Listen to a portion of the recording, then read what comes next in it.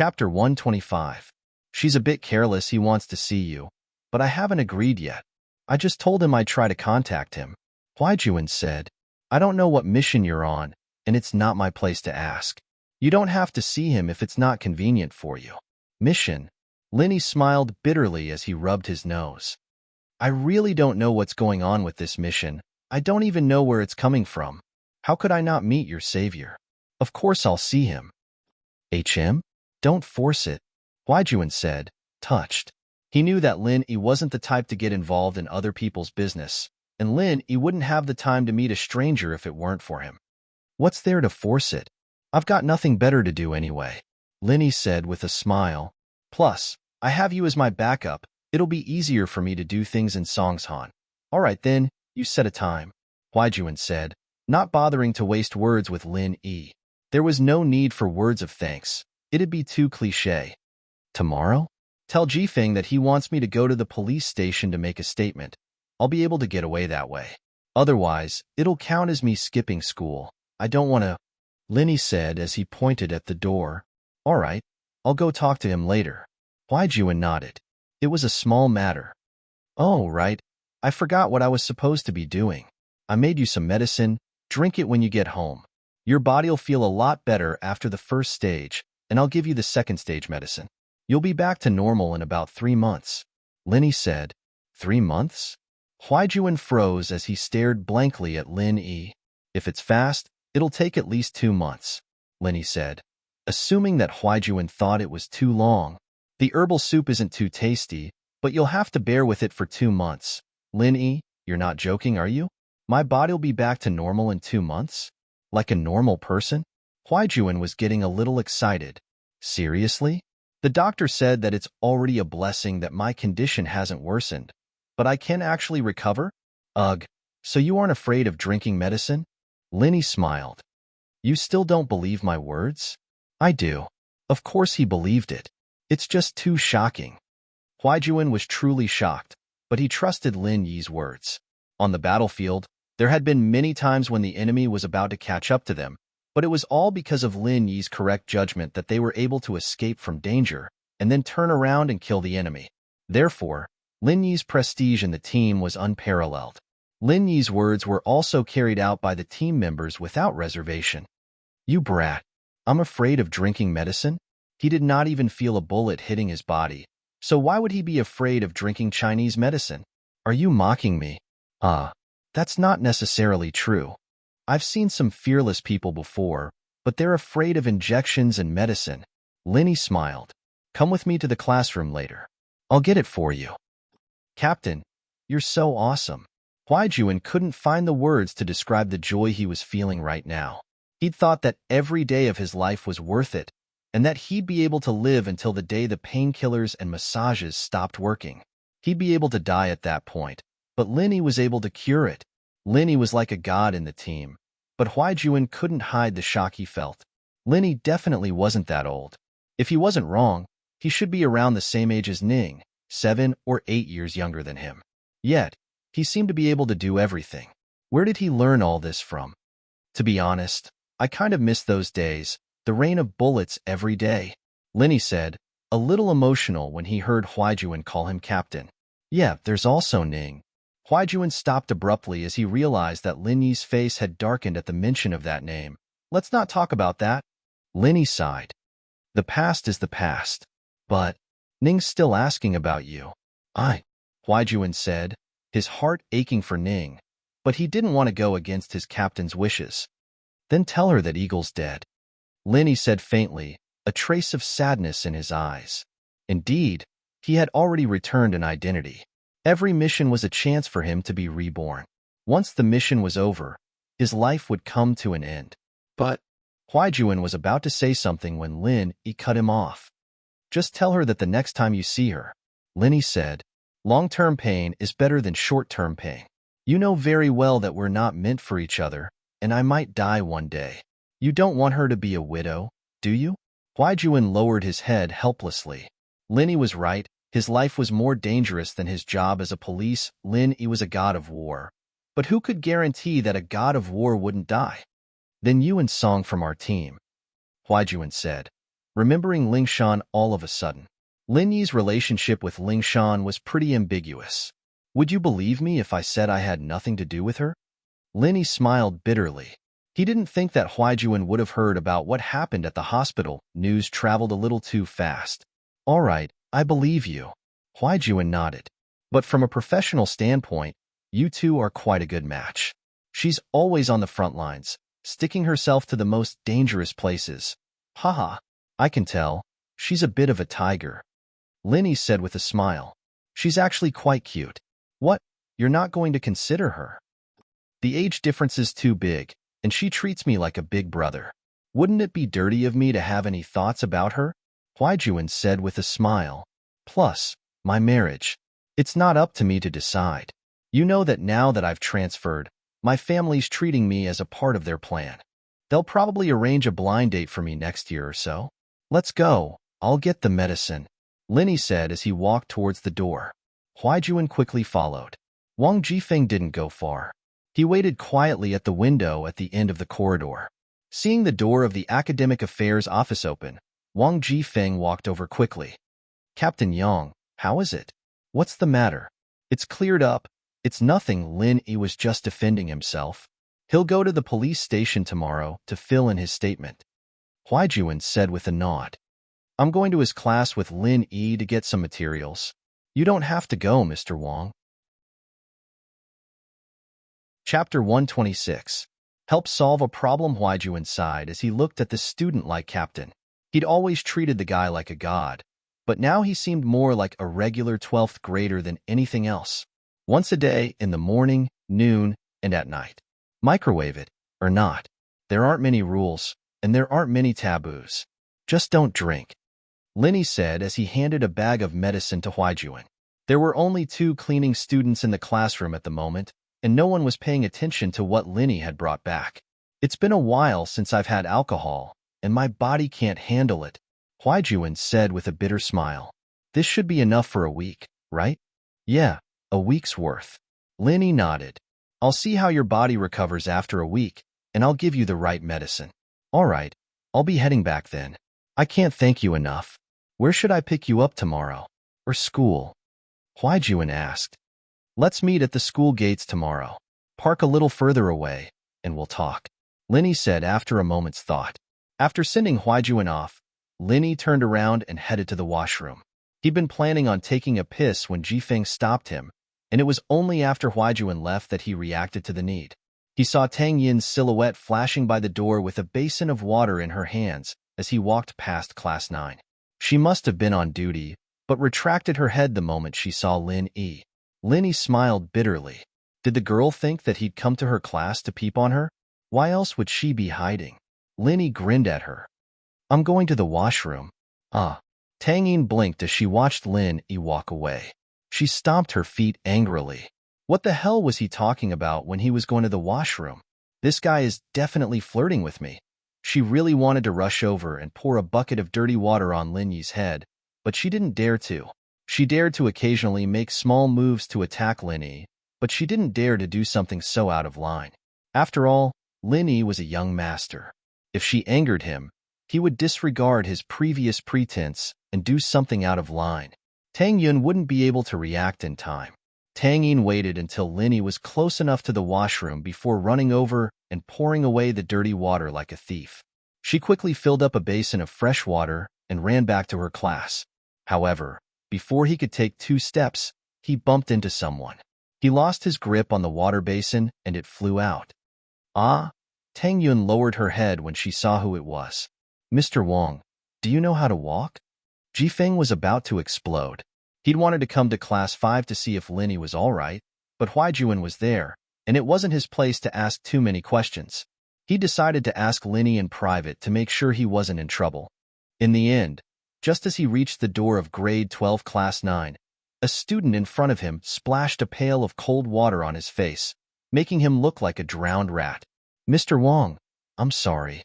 Tang Yin didn't know what to do. She was the kind of good student who only cared about her studies. She'd never made a mistake like this before. Splashing cold water on the head of a student wasn't a small matter. Although she didn't see the path clearly, she knew that it wasn't a good reason. I'm sorry? Is that it? Which class are you in? Wang Jifeng wiped the water off his face and sighed in relief when he saw that it was clean water. If it was dirty water, then he'd lose all his face as the dean. I'm in class 9. Tang Yin lowered her head. She'd never lied before, so she came clean when Wang Jifeng asked. In fact, lying was useless in front of class 9's door. Go back and write a self-reflection report, then read it in the broadcasting room. Wang Jifeng didn't care if the student did it on purpose or not, but he had to do something about it. Otherwise, where would his reputation as a dean go? Could other students splash water on her too? The broadcasting room. Tang Yun's heart skipped a beat. That was usually a place for bad students to reflect on. Today, it was her turn. She felt wronged at the thought. She wouldn't have run away if it weren't for Lin Yi. But how was she going to explain this to Mr. Wang?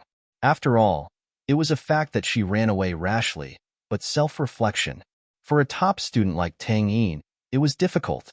Tang Yin had never written a self-reflection report since she was young, nor did she make any mistakes. Tang Yin's eyes reddened at the thought. She was a girl, going to the broadcasting room to do self-reflection. Mr. Wang, did you just shower? But your hairstyle is pretty cool. You look a lot younger. Lin Yi came out of the washroom and saw the scene of Tang Yin accidentally splashing water on him. He couldn't help but laugh. This girl was too reckless. When he saw Wang Jifeng scolding Tang Yun, Lin Yi didn't think much of it.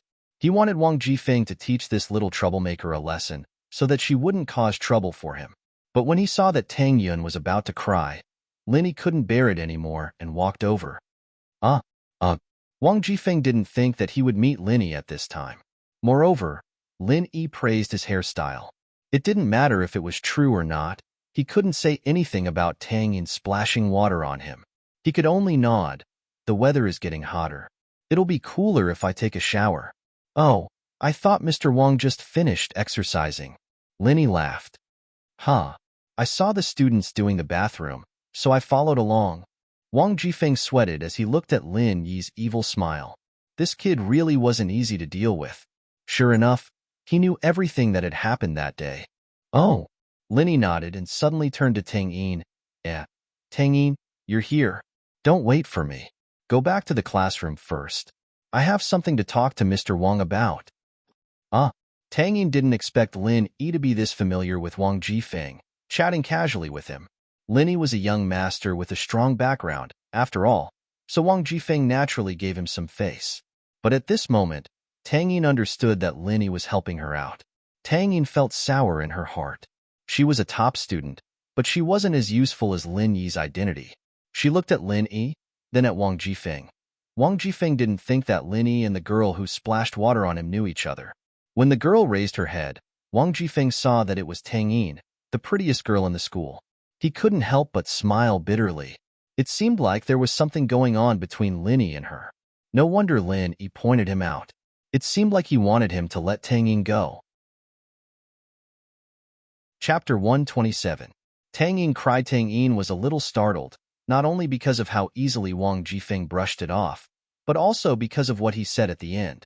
He told Lin Yi to look for her later. Was that really what the dean would say? Didn't he hate it when boys and girls got too close together? Why was it today? Tang Yin sighed faintly. Was this all because of Lin Yi's identity? She went back to class absent-mindedly and didn't do anything else. She sat in her seat and quietly thought about the events of the past few days. She didn't know if Lin Yi really liked her or not. She snuck a peek out of the classroom window to see Lin Yi and Wang Jifeng chatting happily. Tang Yin curled her lips. Would you still be able to do that if you weren't a young master? Tang Yin was both afraid and annoyed of Lin Yi. It was fine if he cared about his image, since she could throw a tantrum in front of him and make things difficult for him. But what if he didn't care about anything? Tang Yin didn't dare imagine what he'd do. There were too many unscrupulous young masters in Songshan, and Tang Yin had heard of them before. If it weren't for Songshan's strict school rules, she wouldn't have been able to escape her fate. Fortunately, Songshan's first school was a star private school in the city and even the province. Their enrollment rate had always been one of the best, and the board of directors had powerful backgrounds as well. Those young masters might be unruly, but they didn't dare cross the line in school. Otherwise, they'd be mercilessly expelled even if they had a background. She thought back to her childhood playmate, her best friend, who now had both legs crippled and stayed at home all day. She used to be like her, full of dreams and hope for the future, but now, it was said that children from poor families matured early, and Tang Yin was no exception. It wasn't that she didn't understand the fickleness of society. What happened to her father made her understand how weak her family was, but she didn't think that those young masters would take pity on her and help her family. Her best friend's boyfriend had said the same thing, saying that he'd help her family get rich and move out of the slums. He'd even boasted in front of her that he'd take care of everything for her family. But what happened after that? Little Tang Yin's heart unknowingly grew wary and guarded against young masters like Lin Yi. Perhaps she was too afraid of Lin Yi, and that was why she did something so extreme to protect herself. But Tang Yin also understood that if Lin Yi were to drop his disguise one day, her little actions wouldn't do anything to Lin Yi and would only provoke him instead. Thinking up to here, Tang Yin regretted provoking him and stepping on his foot. What if he couldn't take it anymore? Tang Yin's mind was a mess until she heard a knock on the window, startling her. She raised her head in panic and saw Lin Yi standing there with his hand on the window. It was obvious that he was the one who knocked. "You, what are you doing?" Tang Yin was a little scared. She was just thinking about whether or not Lin Yi could force himself on her, but Lin Yi appeared. Lin Yi pointed at the plastic handle on the window. Although he could tell what she was saying from the shape of her mouth, Tang Yin wouldn't be able to hear him. The sound insulation of the plastic window was quite good. Oh! Tang Yin realized that the window was closed, and Lin Yi wouldn't be able to hear her. Only then did he cautiously open the window. "You seem to be afraid of me?" Lin Yi realized that Tang Yin was guarding against him like a porcupine. This wasn't a normal phenomenon. He still wanted to start a pure relationship. He couldn't just let it die like this, right? "Why would I be afraid of you?" Tang Yin twisted her body unnaturally, distancing herself from Lin Yi. "What about you? What do you want?" "Nothing." Lin Yi felt innocent. Although he was lusting after Tang Yin's looks, and she was indeed a beauty, he was a normal man. He would more or less have some thoughts, but he didn't do anything further. Tang Yin looked at his innocent eyes and bit her lips angrily. "You chased Zhou Ruoming away, and now you're trying to please my mother. You even gave me a dress. Didn't you want to pursue me?" Tang Yin was a little shy, but since the conversation had reached this point, she might as well make it clear so that Lin Yi could give up early. Gave you a dress?" Lin Yi didn't think that she would still think that he was the one who gave her the dress after he asked for 50 kwai. This gift was too good. He would open a gift company in the future, specializing in giving gifts to people. But wooing? It seemed that he was right. Tang Yun really thought that he was wooing her. She did all this just to get close to her. Lin Yi thought that Tang Yun wanted to woo her. Lin Yi could only smile bitterly. If Huai knew about this, he would laugh his head off. "Fine, I want to pursue you. So what?" Lin Yi wanted to tease Tang Yin, so he nodded and admitted it. You, how could you do this?" Tang Yin didn't think that once she provoked him, Lin Yi would really take off his disguise and admit it. She didn't know what to do, so she lowered her head and didn't dare to look at Lin Yi. She didn't have the courage to question him anymore. Tang Yin buried her head very low, almost into her collar. The back of her neck was originally covered by her hair, but her fair skin was reflected in Lin Yi's eyes, making his imagination run wild. Lin Yi wanted to tease her a bit more, but he saw Tang Yin's long eyelashes flutter, and her body was slightly moving up and down. There was a trace of tears at the corner of her eyes, sliding down her cheeks. Lin Yi jumped in fright. Tang Yin was crying. Little Thorn. She wasn't that weak, was she? He thought that she was strong when she stepped on his foot fiercely, but he didn't think that she would cry after a few words. Even Wang Jifeng didn't have that much strength. All right, don't cry." Lin Yi had never coaxed a girl before, and he was a bit flustered. He didn't know what to do. "If you don't cry, I'll buy you candy." Tang Yun got even angrier as she listened to Lin Yi's nonsense, thinking that he was mocking her on purpose. She felt wronged and cried even harder as she laid her head on the table, sobbing. All right, as long as you don't cry, I'll promise you one thing, as long as it's within my power." Lin Yi had never promised anyone anything before, but if he made a promise, he would definitely keep it. If Huaijuan knew that the captain was making a promise just to coax a girl not to cry, he'd be shocked to death. Who cares? Tang Yin felt wronged and ignored Linny after that. Chapter 128. Barbecue Tips. Jifeng didn't really have much to discuss with Lin Yi. He just wanted to ask Lin Yi if Huaijuan was looking for him, just for a statement. If not, he'd ask the principal, Ding Binggong, to step in and take care of the situation. Jifeng was relieved to hear that Tang Yun was fine. He knew that Lin Yi was protecting Tang Yun, so there was no need for him to be the bad guy. His weakness was still in Lin Yi's hands, and while private schools weren't as strict as public schools, it wouldn't end well for him if the board of directors found out about it. Lin Yi had hired him to manage the school with a high salary, not to mess around with women. Jifeng patted Lin Yi's shoulder before he left, telling him not to go overboard with his relationship with Tang Yun, at least not to put him in a difficult position in school. Lin Yi could only smile bitterly, not bothering to explain. He knew that Jifeng wouldn't believe him even if he did. Most of the other students were back in class by the time Lin Yi got back. Pinliang was talking to Mingyao about something, but Mingyao didn't want to talk to him. Pinliang wasn't discouraged, however. As far as he was concerned, he didn't have any competitors in school yet. He was the only one who was good enough for Mingyao, so he wasn't worried at all. Lin Yi didn't bother with him, either. Harassment like this wouldn't do anything to Mingyao, so Lin Yi didn't bother with him. Boss, what's up with Mr. Wang? Is it because of the fight the other day? Kang Xiaobo was a little worried. After all, he was involved in the fight. No, it's about my transfer. Lin Yi didn't mention Huaijuan's situation to Kang Xiaobo. Lin Yi couldn't tell him everything. Oh, that's good. Kang Xiaobo nodded. Right, boss, when I was coming back, I saw that Tang Yin's curtains and windows were open. Tang Yin's eyes were red like she just cried. Do you think Zhou Ruoming went to harass her again? How would I know? Lin Yi sweated. Kang Xiaobo's observation skills were quite strong. At lunchtime, Lin Yi planned to go to the cafeteria, but Kang Xiaobo dragged him out for barbecue. I didn't have enough last Friday. I've been craving for 2 days. Mrs. Tang's barbecue could only be described as ordinary. It wasn't delicious, and it didn't have any special recipes. But how much more could you ask for from a street stall? Tang Yin didn't come to help today. The lunch break was actually quite stressful. Many students needed to take the opportunity to take a nap, otherwise they wouldn't be able to continue doing their homework in the afternoon. Tang Yin was distracted by Lin Yi today. She planned to take a break at noon to calm down, otherwise she wouldn't be able to focus on her studies. The barbecue stall wasn't very popular at lunchtime, and there wasn't anything special about it. The school had a cafeteria, and the number of students eating there was still quite a bit. Mrs. Tang had just finished grilling 2 tofu rolls for a female student when she raised her head and saw Lin Yi and Xiaobo. A smile appeared on her face. Lin Yi, you brought a classmate here to eat? Yeah. Lin Yi was a bit embarrassed. It was Kang Xiaobo who wanted to eat, but it turned out that he was the one bringing a classmate. Tang Yin had just said that he was using the opportunity to please her mother. Auntie, how's business? It's a Monday. Mrs. Tang shook her head. There aren't many people today.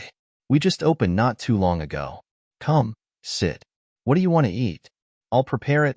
20 mutton skewers, 2 lamb chops, 2 chicken necks, 2 tofu rolls, 2 bottles of beer. The same as the last 2 days. Kang Xiaobo was the type of person who didn't like to change the way he ate. Let's skip the beer. We still have class in the afternoon. Lin Yi had Wang Jifeng as his backing, but since he decided to enjoy his student days, Lin Yi didn't want to be too special. Lin Yi could drink like water, but Kang Xiaobo couldn't. I'll skip it then. Kang Xiaobo scratched his head. He wouldn't dare drink without Lin Yi's encouragement. Mrs. Tang was a bit surprised. Wasn't Lin Yi one of the big 4? He taught Zhou Ruoming a harsh lesson on Friday, and it wasn't fake. Why was he so hesitant to drink a bottle of beer? Zhou Ruoming and the others wouldn't care about that, right? They could drink whenever they wanted. But thinking about it, Mrs. Tang realized that Lin Yi didn't have the bad habits of those bullies. He was respectful even when he disagreed with her. It seemed that rich families had good upbringing as well, after all. Not all of them were like Zhou Ruoming, arrogant and overbearing. Mrs. Tang had a good impression of Lin Yi the last few times she saw him.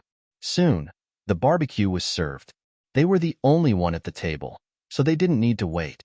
As Kong Xiaobo dug in, Lin Yi picked up a chicken neck skewer and took 2 bites. Then he said to the bored Mrs. Tang, "Auntie, you can actually make the chicken neck New Orleans flavored. That would make it a specialty and your business would be better." "That's true, but I don't know how to do it." Mrs. Tang smiled bitterly. "It's just a small stall. What's so special about it?" "That's not necessarily true. A lot of stores start small," Linny said. "Actually, you don't need a recipe. You can buy the marinade online. If you don't know how to go online, you can ask Tang Yun to buy it for you." When Linny was living with that greedy old man in the mountains, he often bought things for him online. "Oh, really? Wouldn't it be expensive?" Mrs. Tang didn't know much about this, but she was a bit tempted by Lin Yi's words. Who didn't want to have a better business? "It wouldn't be expensive, but it would definitely increase the cost," Linny said. "But if you don't think it's troublesome, you can make it yourself. I've studied the recipe, and I'll write it out tonight. I'll bring it to you tomorrow. It's just some sugar, chili, and other common seasonings. You can buy it at the wholesale market." "That's great. Thank you in advance. I'll make it myself. It's a small business, and I don't make much money." Mrs. Tang was a bit excited. She didn't expect Lin Yi to have studied the recipe. "It's nothing. It's just a small matter." Lin Yi shook his head. "Then I'll ask Yin to get it for you tomorrow. I'll treat you when I make it." Mrs. Tang's impression of Lin Yi was even better now. The more she looked at him, the more she felt that Lin Yi was a good kid. Although he came from a good family, he was never arrogant or despotic. He was polite to people, but she had never seen Lin Yi's arrogance before. When Lin Yi got cocky, he could poke a hole in the sky. Chapter 129.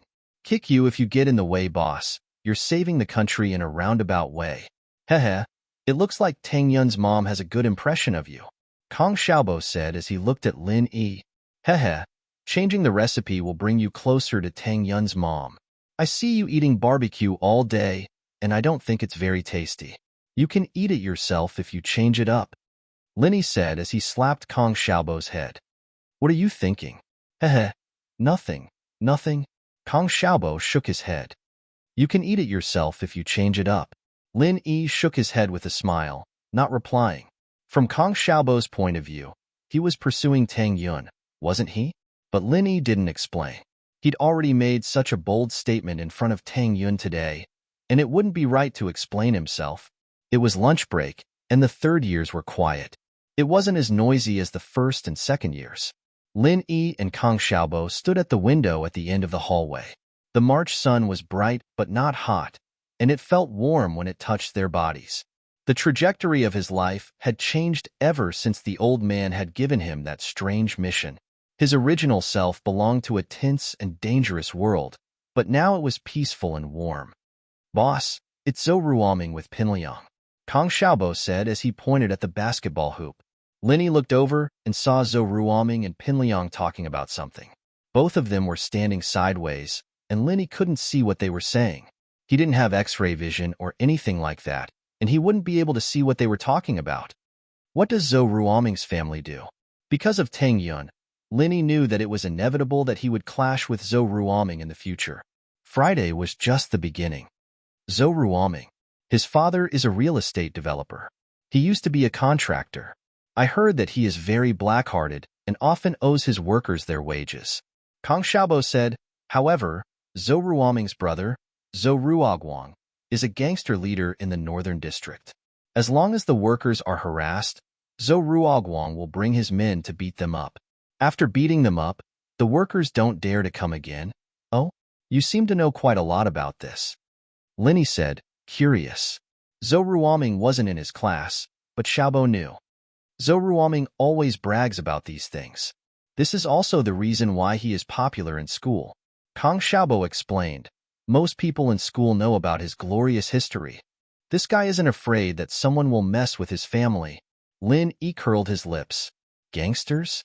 Huaijuan will teach his brother a lesson someday, and he'll behave.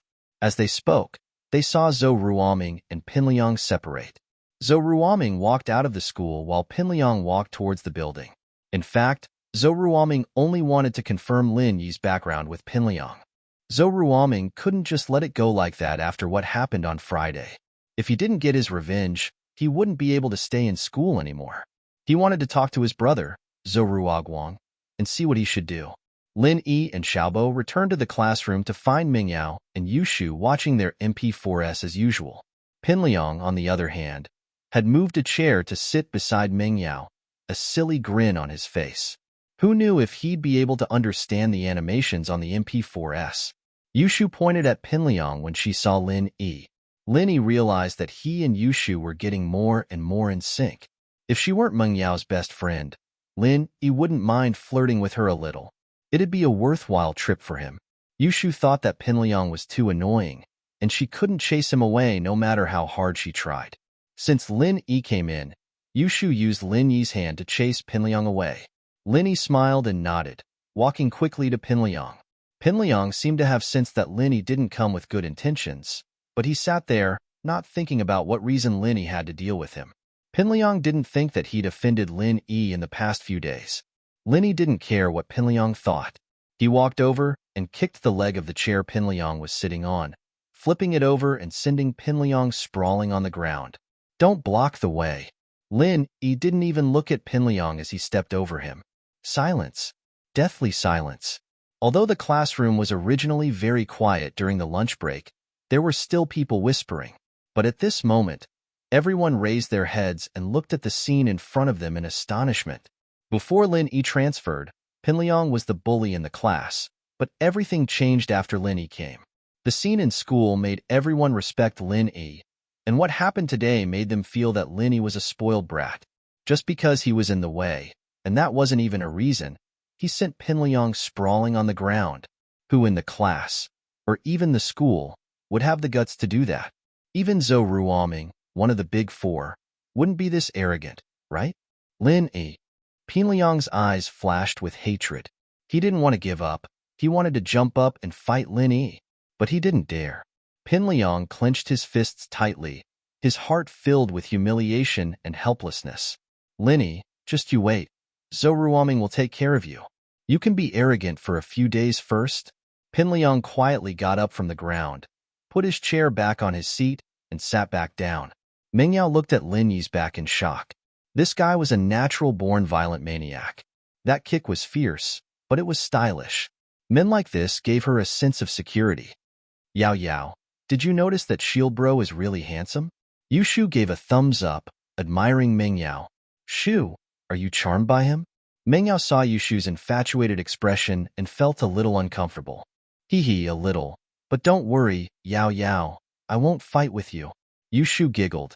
Your choice is my choice, you. Mingyao didn't know whether to laugh or cry as she knocked Yushu's head. She didn't know what Yushu was thinking. Why was she still so passionate about the past? Was it because of Lin Yi, or was it because of her? Mingyao didn't know. It was just a weird feeling. Was it you who made Lin Yi do that? Mingyao whispered. You saw it. Yushu blinked. I didn't do it for your own good. It's so annoying to see him laughing like an idiot. You beat him, but Shu, you need to watch your image. If Lin Yi keeps doing this, he'll probably be expelled in a few days. Do you think he has a strong background like everyone else? Mingyao smiled bitterly. Chapter 130. Chapter 130. Kang Xiaobo's family, as the saying goes, bad news travels 1,000 miles. Even in the neighboring Class 9, Lin Yi's amazing feats were spreading like wildfire. Tang Yin wanted to take a nap at noon, but she couldn't. Her mind was filled with Lin Yi's despicable smile. She rubbed her sore temples and the corners of her eyes, which were red from crying. She lifted her head, wanting to read a book when she heard someone talking about Lin Yi's name. Tang Yin's heart tightened. She didn't know why she was concerned about the name. Was it because she was afraid that people would talk about Lin Yi chasing her? Did you know? When I went to the washroom just now, I saw the new transfer student from 12th grade Class 5 kick Pinliang's chair over. Pinliang fell flat on his back. The boy beamed with joy as he told his classmates about what he had seen and heard. Do you know why? Because of what? A few students who were listening to the side asked.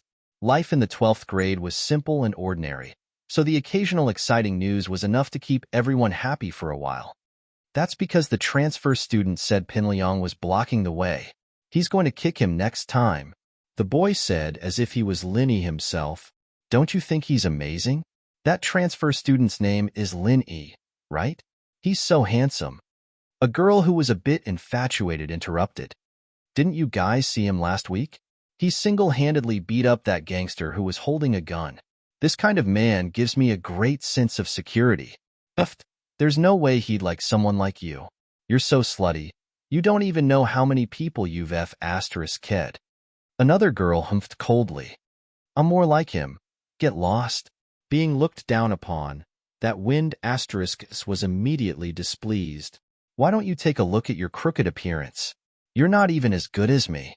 From what I see, if there's a chance, only Tang Yun is worthy of it. Tang Yun was using a book as a cover as she listened in on the conversation nearby.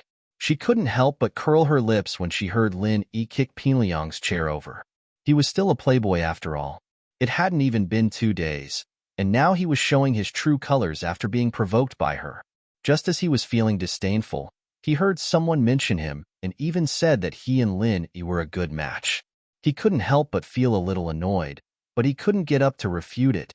This kind of thing, the more he tried to explain, the worse it would get. His annoyance toward Lin Yi grew. Lin Yi didn't know that his glorious deeds had spread. When he returned to his seat, he saw Kong Xiaobo giving him a thumbs up. Lin Yi didn't care. Study hard. Let's see what you can do if you can't get into a university. Hee hee, I'll start reading now. Kong Xiaobo smiled bitterly. Man, if my family was like second grandpa's family, I wouldn't have to study so hard. I could be a playboy too.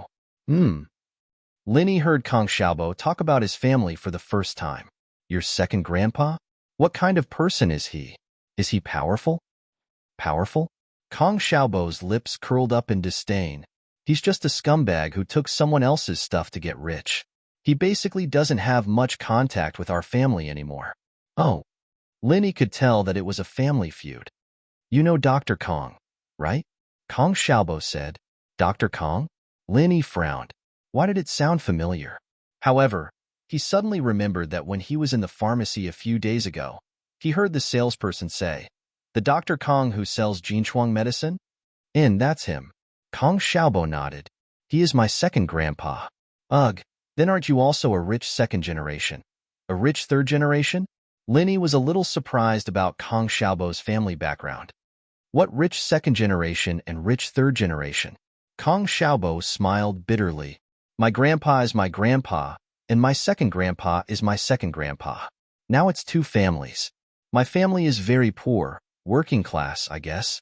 Family feud? Asked Lin Yi. You could say that. The recipe for Jinchuang medicine belonged to both my grandpa and my second grandpa. My second grandpa wanted to use the recipe to build a factory, but my grandpa didn't agree. That's how the conflict started. Kong Xiaobo explained. My second grandpa seems to have stolen the recipe and built his own factory. The 2 families fell out after that and now, your grandpa sure is stubborn. You can't blame your second grandpa for being greedy if he doesn't want to make money with something this good. Lin Yi nodded. If it were me, I'd probably choose to make money too. However, this incident reminded Lin Yi of something.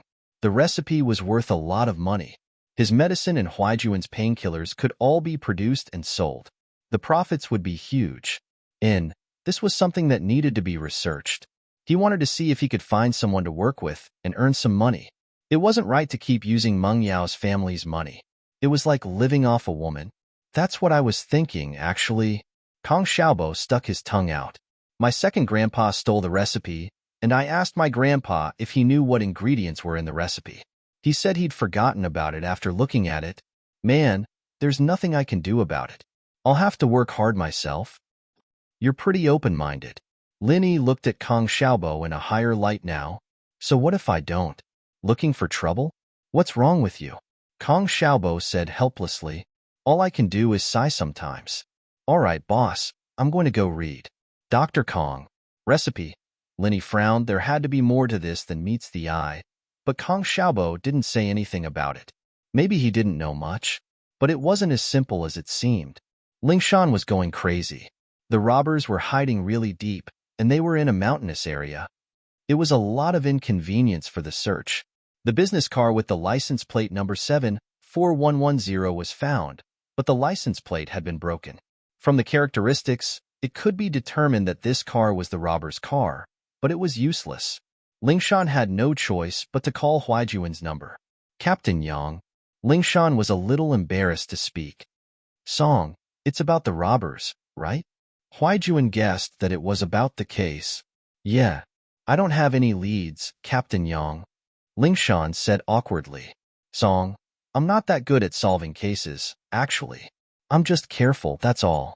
This is different from a normal bank robbery. It involves Pengzhan and Mingyao, so the kidnapping is their main goal. Robbery is secondary. Huaijuan said, these people are organized, and I'm afraid rushing them won't work, especially with how tight the situation is right now. Their superiors will tell them to hide as well. Huh? Lingshan wasn't expecting Huaijuan to be helpless. Chapter 131. Lingshan. Troubled Huaijuan's reminder reminded Lingshan that the suspect had been missing for a couple of months before being arrested. Captain Yang, you're saying? Lingshan wasn't sure. This case can wait. When the suspect lets his guard down, Huaijuan said, you won't be able to rush it otherwise. Ugh, Captain Yang, but I've already signed a military order with Captain Chen. Lingshan said, troubled. She wouldn't have signed a military order if she'd known that the case was this complicated. Wasn't she just asking for trouble? I see. Huaijuan was speechless. Lingshan really was brave enough to take responsibility for her doing, even he didn't dare do something like this. This case was complicated, and the interests involved weren't as simple as they seemed on the surface. Who was Pengzhan? He was a member of the Provincial Political Consultative Committee, a celebrity entrepreneur in the province. Not only did he have a wide network of contacts, but he was also friends with the military's Hauschen. Someone dared to touch his daughter with a background like that, and it went without saying that this person's background and power were beyond imagination. Normal people would be looking to die if they dared to touch Pengzhan, but people who dared to touch Pengzhan's people had to be on an even higher level. Even with Huaijuan's family background, they wouldn't want to mess with someone like that. This was a very difficult case to handle. Song, you're a little too hasty with that military order, Huaijuan said. There was no point in pouring cold water on Lingshan right now, but he had to at least give her some time to prepare herself. Someone who dared to touch Pengzhan's daughter, you should know what kind of person this is, right? This is a conflict of interests on an even higher level, and those robbers are just pawns. They're not hard to deal with, but the people protecting them are. At the very least, it'll be very hard for us to find the robbers before we lose their protection. Once this blows over, and these people give up on the robbers, it'll be easy for us to find them. Lingshan was a little reckless, but she wasn't stupid. She understood what Huaijuan was saying. She shouldn't have signed a military order with the director at all. She should have just told the director about it, and the director wouldn't give her a hard time. But the order had already been made, and it wouldn't be appropriate for her to say something like that. No matter what, Lingshan had to hold on. Captain Yang. Then Lingshan didn't want to give up halfway. Even if she missed the appointed time, it wouldn't be a big deal, and the director wouldn't really do anything to her, but her position and reputation in the police station would drop as well. If you really want to solve the case, then listen to me and ask Lin Yi. Maybe there will be unexpected results.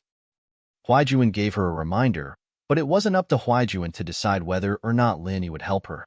Lin Yi? Can he help me?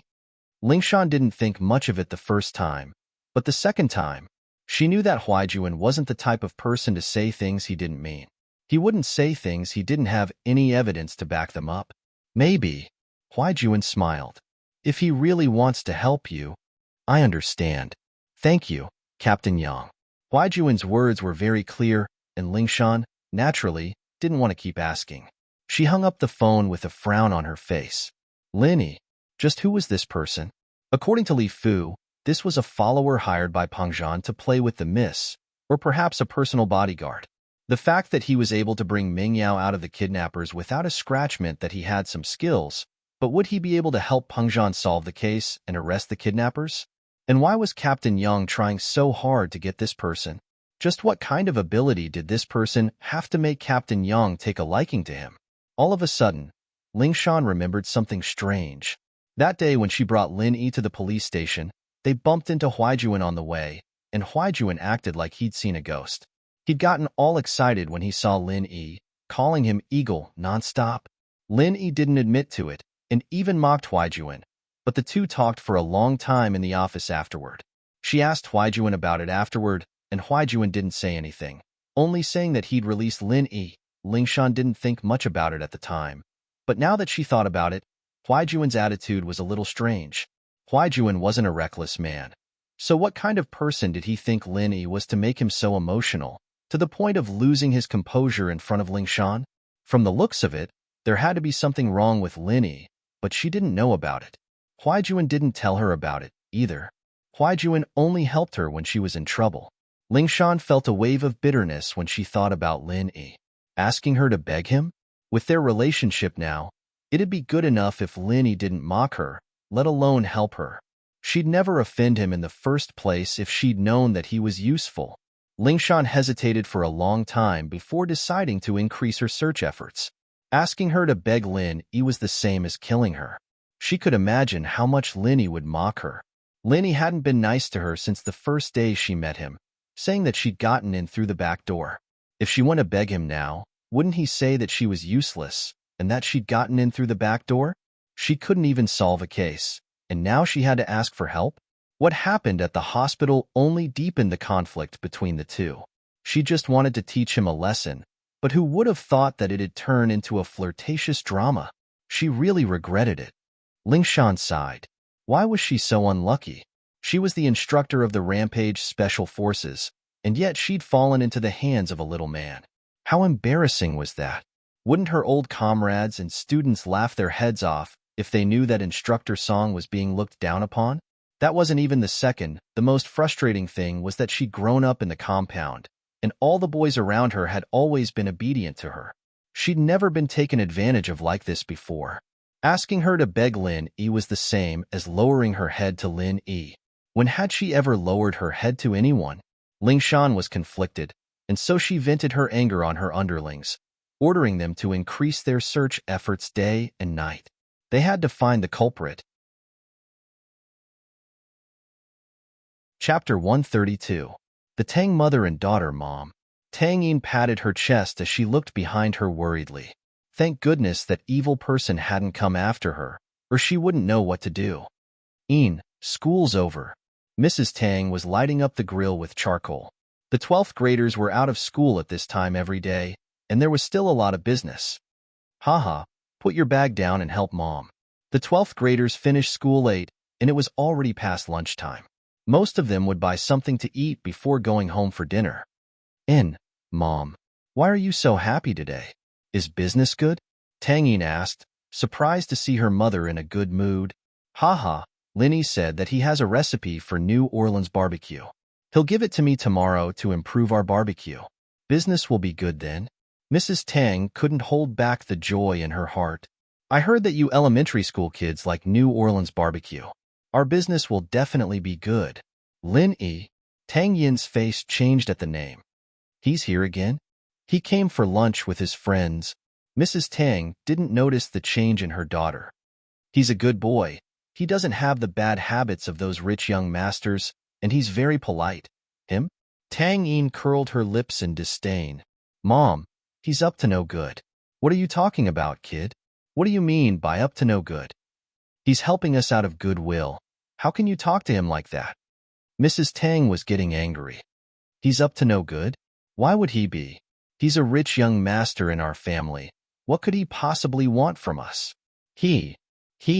Tang Yin felt wronged as she bit her lips so hard that it almost bled. Her pretty face was filled with unwillingness. Mom, can't you tell? He wants to be friends with me. Tang Yin decided to be straightforward and let her mother see the evil side of Lin Yi. It was a little embarrassing, but at least her mother wouldn't be tricked by that evil person. Making friends? That's a good thing. I think Lin Yi is a good kid. You should interact with him more.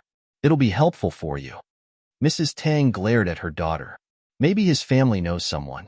Help your father find someone, and the factory will pay the compensation. You little girl, you don't know anything. Don't you understand the ways of society? Didn't Wang Jiaming in the factory just cut off a piece of flesh from his finger on the lathe? What kind of injury was that? However, the son-in-law's uncle was a small leader in the street office, and the factory director, Sun Laifu, that bastard, compensated him with 10,000 yuan in medical expenses and even visited him. Look at how easy it is to get things done with connections. Mom, Tang Yun felt even more wronged. She didn't think that her words would cause her mother to complain so much. But her mother was telling the truth. How could Tang Yun not understand? However, how could her mother understand the lives of these rich young masters? Playing with women was as normal as changing clothes. Why would they help with the trivial matters of their own families? Not to mention making friends, even if it was that. Wouldn't it be of no use? Mom, don't tell me you forgot about Xiaofan? That person said that he would help Xiaofan's family. What about now? Tang Yun didn't argue with her mother. How can that man be compared to Lin Yi? He's far from it. Mrs. Tang snorted. I said that the man had shifty eyes and was just a hooligan. He doesn't know how to show off just because his family has some money. I even told you to stay away from him. Your mother has lived for so many years. I can tell who's good and who's bad. Tang Yun was speechless. It seemed that her mother was tricked by Lin Yi's act. She was actually speaking up for him. You girl, you're stubborn. You're just like me back then. You can't see the ways of the world. When I was in the factory, I was also the flower of the factory. At that time, the workshop director introduced his son to me. I didn't like that kid. Instead, I fell in love with your father, a skilled worker. What happened in the end? Mrs. Tang didn't wait for Tang Yun to speak. She started lecturing again. The workshop director's son opened a travel agency. He earns a few million a year. Look at your father. No one cares for him when he's injured. I have to work myself to death every day to support the family. Why can't you understand? If I could choose again, I'd definitely choose the workshop director's son. I'd be a rich wife. How can I work myself to death every day? Her mother's words made Tang Yun silent. Indeed, her mother's words were very sophisticated. But Tang Yun didn't blame her anymore. What kind of woman would take care of the household by herself? During the day, she had to set up a stall outside to support her husband's medical expenses. At night, she had to take care of her paralyzed husband. She couldn't even sleep when her husband was asleep. She had to prepare the ingredients for the barbecue stall the next day. It was no wonder that her mother had such selfish thoughts. However, Tang Yun didn't agree with her mother's thoughts. A woman shouldn't rely on a man, right? Through her own hard work, she could make a name for herself. She could give her family a good life. All right, Mom, I'll stop talking. If you want his recipe, then take it. I don't care anymore. Tang Yun didn't want to make her mother angry. She lowered her head and started helping her mother. Then tomorrow, go to his class and get the recipe. Don't forget to thank him. Mrs. Tang sighed after seeing Tang Yun's reluctance. You girl, it's not like you'll die if you say a few good words to him. Tang Yun was busy arranging the meat skewers when she heard her mother's words. Her hand trembled, and a skewer fell to the ground. What are you doing, you stupid girl? Why are you so careless? Mrs. Tang's heart ached. That was 1 yuan. She quickly picked it up and put it aside. I'll wash it later. I'll barbecue it for your dad tonight. Usually, the family wouldn't bear to eat the barbecue skewers themselves. They would only give it to Mr. Tang if they couldn't sell it, or if they weren't fresh.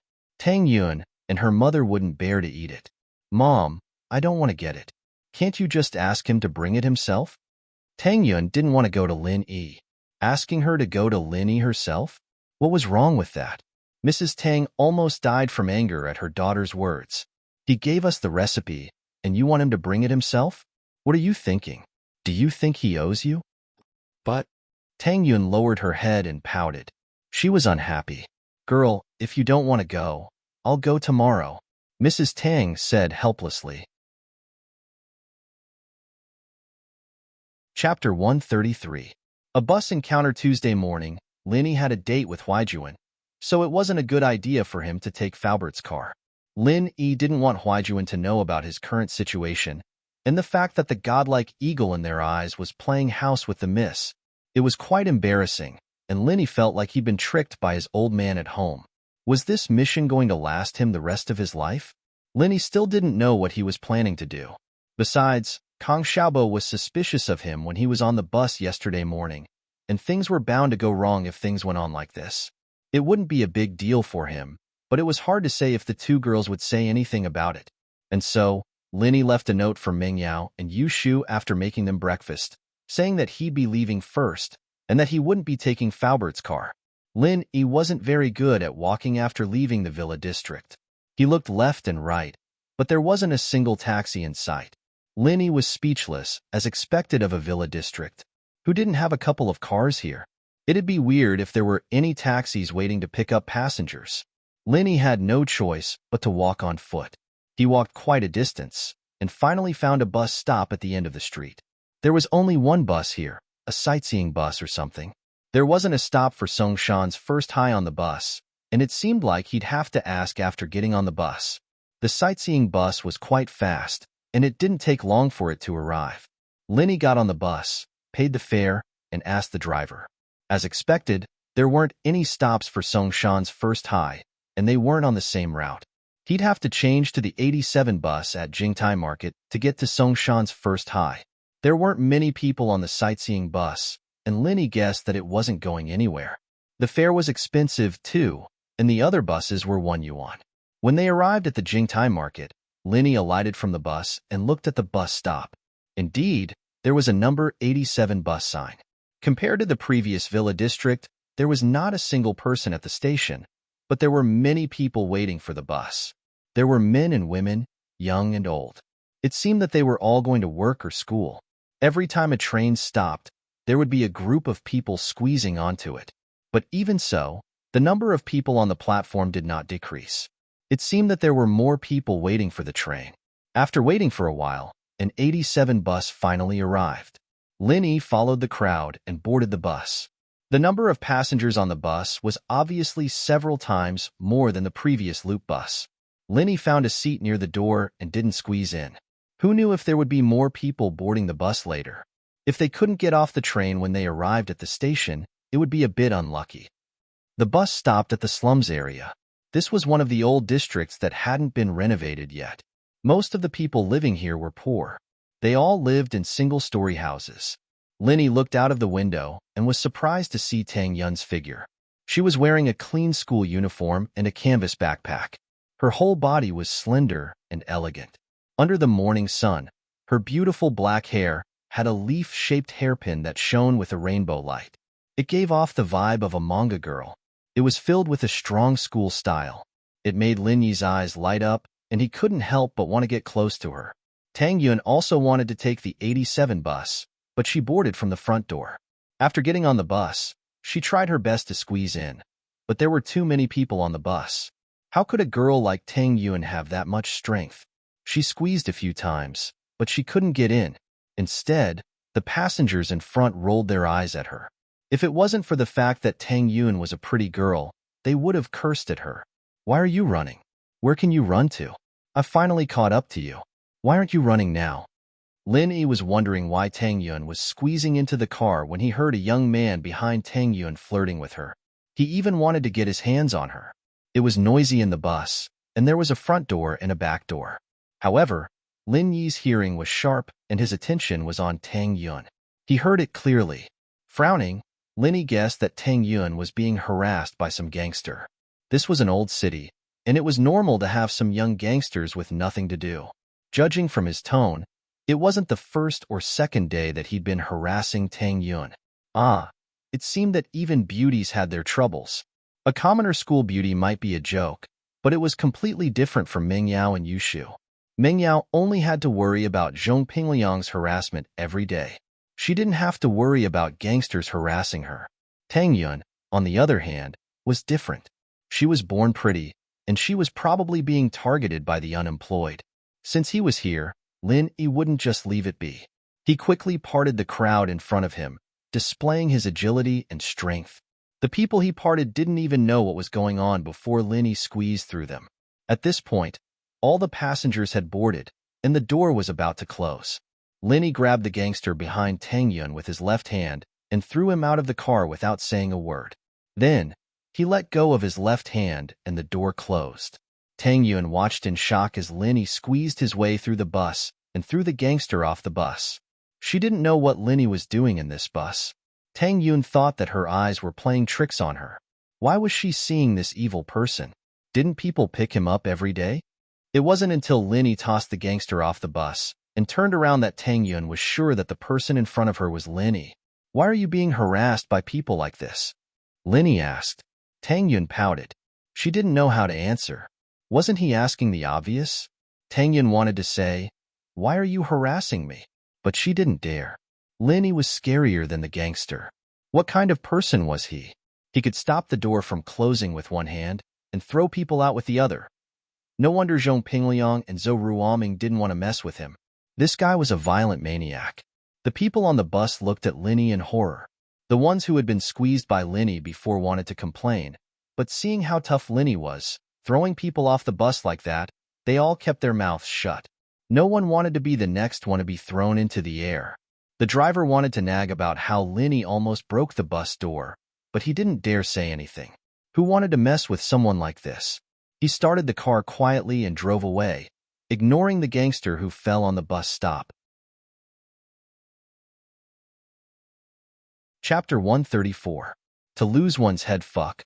Who threw your grandpa out? Do you want to die? I'll CK you up.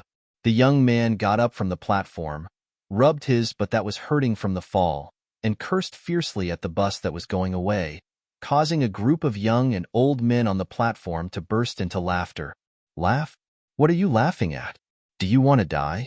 The young man was embarrassed by the laughter. He turned around and glared at the crowd before leaving.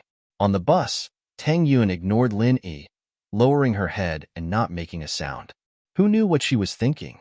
Lin Yi stood on the side, letting his imagination run wild as he breathed in Tang Yun's youthful scent. Lin Yi had to admit that Tang Yun was outstanding. She was almost 1.7 meters tall, taller than Meng Yao and Yushu, and her body was even more well-proportioned. She was comparable to Wang Xinyan on the train, but her temperament was completely different from Xinyan's gentleness and gentleness. Tang Yun had an unyielding arrogance about her, but for poor girls, the prettier they were and the better their grades were, the more pride they had. From Lin Yi's angle, he could see Tang Yun's smooth, black hair, her neck, and the patch of white skin below. He couldn't see the details, but it made her even more alluring. Tang Yun kept her head down, not saying a word. Lin Yi, on the other hand, enjoyed the silence, enjoying the satisfaction of both sight and smell. At the next stop, more people boarded the bus. The morning bus was packed to the brim. Most of the passengers got off the bus at the last few stops. Previously, the number of people on the bus increased as they boarded. The crowd squeezed Tang Yun and Lin Yi even closer, pressing against each other. Tang Yun let out a yelp as her soft chest pressed against Lin Yi's. Lin Yi was secretly pleased at the sudden chest attack, but at the same time, he felt that it wasn't right of him to do so. Tang Yun was pushed over by someone else, but Lin Yi didn't want to take advantage of Tang Yun in a situation like this. He'd be no different from the young man from before. Tang Yun wanted to move her body away, but there were too many people on the bus. She didn't have the strength to squeeze back. Her struggle made it seem like she was rubbing her chest against Lin Yi's body. The weird feeling made her blush. She thought about how unlucky she was today. In order to get rid of the young man who harassed her, Tang Yun went around in circles with him in the slums, causing her to be late. Otherwise, Tang Yun would leave early every day. Although there were no seats on the bus, it wouldn't be this crowded. Today, not only was she almost late for school, but she also coincidentally bumped into Lin Yi on the bus.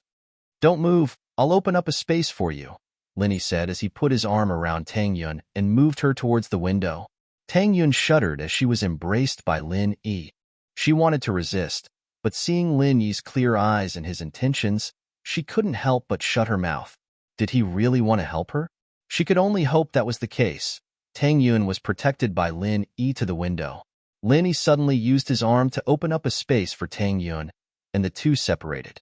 Although Lin Yi was reluctant, he didn't like this way of taking advantage of others. Looking at Tang Yun's unwilling look, she wouldn't feel at ease even if she took advantage of others. The people on the bus could only glare at Lin Yi's actions. The bus was already crowded, and he still wanted to open up a space to please his girlfriend. Wasn't that a bit immoral? Someone wanted to blame Lin Yi. Of course, these people came after they got here, and they didn't know about Lin Yi's glorious actions. They were just about to speak up when a kind-hearted person next to them stopped them. Don't stand up, there was a young man just now, and he threw him out of the car. The person who wanted to stand up quickly shrunk his head. What a joke. It was better not to provoke this kind of person. He could open up a space because he was strong and capable. Why should they care about it? However, Lin Yi and Tang Yun's current position was a bit ambiguous. Other than this special environment, if it was in any other place, Lin Yi's embrace would look like a scene of a hoodlum teasing a female student. Tang Yun lowered her head, and her heart wasn't calm. She was a bit nervous and a bit surprised. Lin Yi really didn't take advantage of her further. This was a completely different person from the evil person in her heart. Such a good opportunity. Why didn't he take it? If it was before, it would be better. She had already laid her cards on the table yesterday, and he didn't need to pretend anymore. But today, Tang Yun scolded herself for being stupid. Wasn't it better if he didn't take advantage of her? Was it only right for this evil person to take advantage of her? As more and more people came up, Tang Yun felt that the car was getting more and more crowded. But the space Lin Yi used to protect her didn't change at all. Tang Yun was a bit surprised. She looked over and saw that Lin Yi's back was about to emit smoke, and his arms were about to squeeze out people's lives. But Lin Yi still maintained the same position as before. There was no change at all. She knew that Lin Yi was strong, but being protected like this still made her feel a little uncomfortable. They were both young masters of rich families, but even Fun's boyfriends wouldn't do something like this, right? Tang Yun suddenly felt that Lin Yi wasn't that bad after all. No, how could she think like that? Lin Yi had to be putting on an act to make her lower her guard and slowly break down her mental defenses. Yes, that had to be it. She couldn't fall for it. Tang Yun didn't look at Lin Yi anymore. She lowered her head, but her mind was blank. We're arriving at Songshan's first high school. Please get ready. The next stop was Songshan's first high school. It's time to get off. I'll protect you as you squeeze out, Lin Yi said to Tang Yun. Oh. Tang Yun nodded slightly. Her long eyelashes moved slightly. It was obvious that her heart wasn't calm at all. Just like before, Lin Yi held onto Tang Yun's waist, carefully protecting her as they squeezed out. But without the support of the window, Tang Yun couldn't avoid being squeezed into Lin Yi's arms. Smelling Lin Yi's manly scent, Tang Yun was so shy that she was panicking. Her body was stiff, and she didn't dare to move. She was like a zombie, hopping and hopping as she followed Lin Yi towards the door. Phew! Lin Yi let go of Tang Yun after they finally got off the car. He let out a breath of relief. This was much more tiring than squeezing in the car by himself. Chapter 135. Who was stalking who? Could it be that after she reprimanded him, he changed for the better? Did he give up on hitting on her? But that shouldn't be possible. The most important question was, why would Lin Yi be on the bus? Didn't he have a private car? Did you sit in the same car as me on purpose? Tang Yun asked the question in her mind. On purpose? Lin Yi smiled bitterly as he rubbed his nose. I got on the bus first. How was I supposed to know that you'd get on at the slums? Do you think I can predict the future? Lin Yi subconsciously touched the jade pendant on his chest. He really could predict the future. It was just that the prediction wasn't very powerful, and he didn't know what it was. He couldn't read the signal, so he didn't know what it meant. Tang Yun blinked at Lin Yi's response. She was right. She got on the bus after him. How could he be so sure that she'd get on the same bus? Even if he knew that she'd take the 87 bus, there was no way they'd coincidentally bump into each other. Not to mention that she'd been late to get rid of that little gangster. Could it be that Lin Yi had found that little gangster to stall for time, so that he could act out a hero saving the damsel in distress? Tang Yun found the thought laughable. She could tell that Lin Yi wasn't someone who would do something like that. He was an arrogant guy, after all, and wouldn't do something like that. That little gangster had been pestering her for a long time, and Lin Yi hadn't transferred yet. It was almost impossible. Oh. Tang Yun nodded, accepting Lin Yi's explanation. The two really did bump into each other by coincidence. Is there anything else? Lin Yi saw Tang Yun standing in front of him. He didn't know what she wanted to do. Tang Yun froze as she looked at Lin Yi in disbelief. You're not looking for me? Tang Yun was still a bit afraid of Lin Yi. She was protected by Lin Yi on the bus the whole time. She didn't know if Lin Yi would continue to pester her after they got off the bus, but she didn't expect Lin Yi to ask her if there was anything else. Why would I look for you? Lin Yi was also stunned, and then he smiled bitterly. If you say a few more words, you'll be late. Tang Yun looked at her watch and stomped her foot angrily, glaring at Lin Yi as she ran towards the school. Her face, however, was as red as a fire. Lin Yi's words made it sound like she was pestering him. Wasn't it because he was afraid that he wouldn't leave? Previously on the bus, the little good impression she had of Lin Yi also disappeared without a trace, leaving only endless anger. Looking at Tang Yun's ponytail swaying in the wind, Lin Yi smiled. Youth, it's good. Tang Yun ran to the school gate panting and almost bumped into someone who was leaving. She quickly dodged to the side and saw that it was Zhou Ruoming. Motherfucker, who doesn't wear their eyes when walking? You almost bumped into me.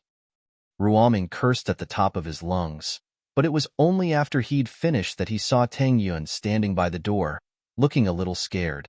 A smile appeared on his face. Yun, I'm sorry. I thought it was someone else. You're welcome to bump into me if I knew it was you. How about we bump into each other? Tang Yun heard Zhou Ruoming's words, and her face darkened. Zhou Ruoming, don't talk nonsense. Heh, what nonsense? I'm not talking nonsense. Zhou Ruoming had an evil smile on his face. There were usually a lot of people at school, so he wouldn't be too out of line. But now that it was past school time, and there were no people at the gate, Zhou Ruoming couldn't hold it in anymore. Yun, have you thought about it? Do you want to be friends with me? You. Get out of the way. Zhou Ruoming blocked the door, and Tang Yun couldn't get in. She could only force him to move. Promise me, and I'll get out of the way. Ruoming said with a lascivious smile. You. Tang Yun bit her lips at Zhou Ruoming's shameless behavior. This guy was even more shameless than Lin Yi. If it were Lin Yi, he wouldn't force her like this, would he? The moment she cried or felt wronged, Lin Yi would definitely leave. Or maybe she'd just step on his foot and stop him from moving away. Humph. What's wrong with me? Zhou Ruoming was like an invincible bully in the cosmos, fully displaying his evil nature. Brother, I'm very strong. If you don't move, I'll call Lin Yi. Tang Yun couldn't stand Zhou Ruoming's perverted eyes and words. She didn't know why, but Lin Yi's name slipped out of her mouth. Zhou Ruoming's perverted expression froze when he heard the name Lin Yi. He looked around subconsciously to make sure that Lin Yi wasn't there, and started acting cocky again. He had been planning to get his brother, Zhou Ruoguang, to teach Lin Yi a lesson, but before that, he was still afraid of Lin Yi. After all, Lin Yi's slap and the basketball had traumatized him. Fuck. Don't use Lin Yi to scare me. Who do you think he is? Your protector? Zhou Ruoming didn't see Lin Yi and started acting tough again. Where is he? Why don't you call him out?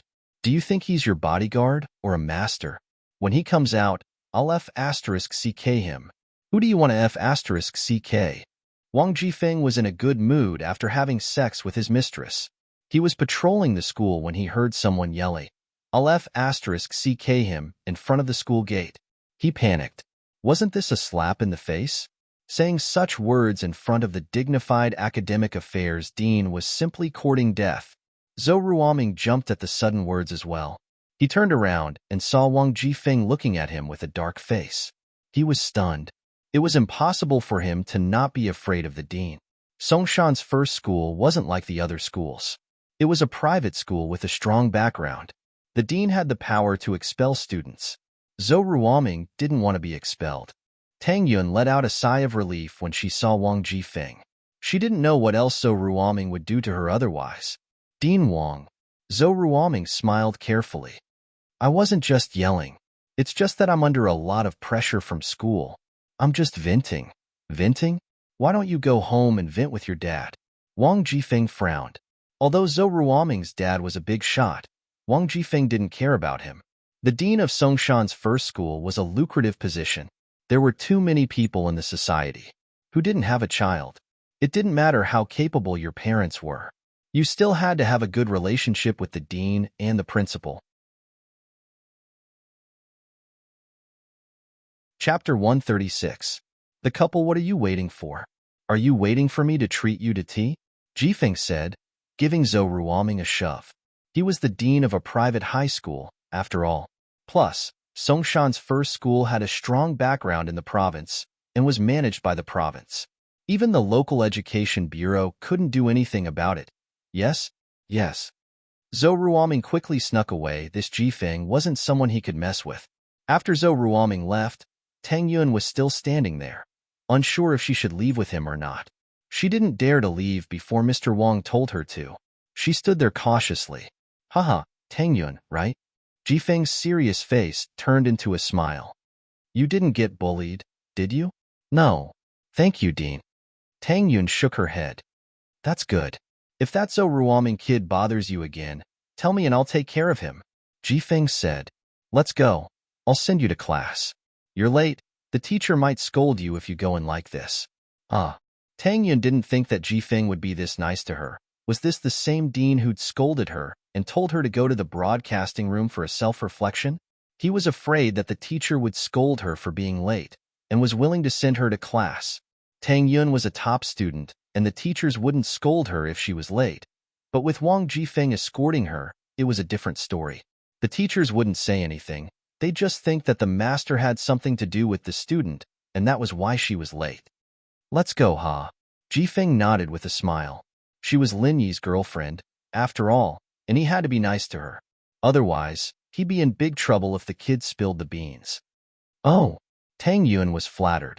It was only a day, but the treatment was completely different. Could it be because of Lin Yi? Was that why the dean was so nice to her? Thinking of this possibility, Tang Yun remembered the scene of Lin Yi and Wang Jifeng chatting happily yesterday. Maybe Tang Yun was a little annoyed.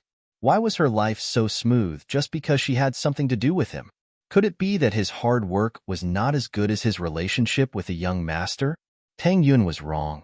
If Lin Yi didn't have something on Wang Jifeng, even if he was introduced by Faubert, Wang Jifeng wouldn't be so careful and wouldn't care about Tang Yun's business. But now, he did not dare to ignore it. Jifeng had received a call from Lin Yi saying that he was going to Captain Yang's office in the morning to give his statement. Huaijuan had told him about it yesterday, so Jifeng didn't ask too much about it. But the key was that Lin Yi wasn't in school. If his little girlfriend was teased by someone, then what if this guy got anxious and told him what he saw? Wouldn't he be finished? I'll tell you my phone number. If someone harasses you again, call me. The more Jifeng thought about it, the more he felt that something was wrong. He passed the phone to Tang Yun. What if Zhou Ruoming came back after he left? Tang Yun didn't know what to do. This treatment was too good, wasn't it? She had been in school for 3 years and had never heard of Jifeng giving his phone number to a student, telling them to call him if they had any problems. Was it because of Lin Yi again? Tang Yun was annoyed and said something irrational. What if Lin Yi harasses me? Ugh. Jifeng paused and smiled bitterly. You don't have to look for me if you two quarrel. In front of Tang Yun, he didn't need to act like he was the dean. Lin Yi knew everything about him, so there was no point in acting. Couple? Tang Yun almost fell to the ground. She and Lin Yi were a couple? The problem was that it was Jifeng who said it. All right, I'll walk you in. Jifeng didn't say anything else since they were already in front of the classroom. He knocked on the door.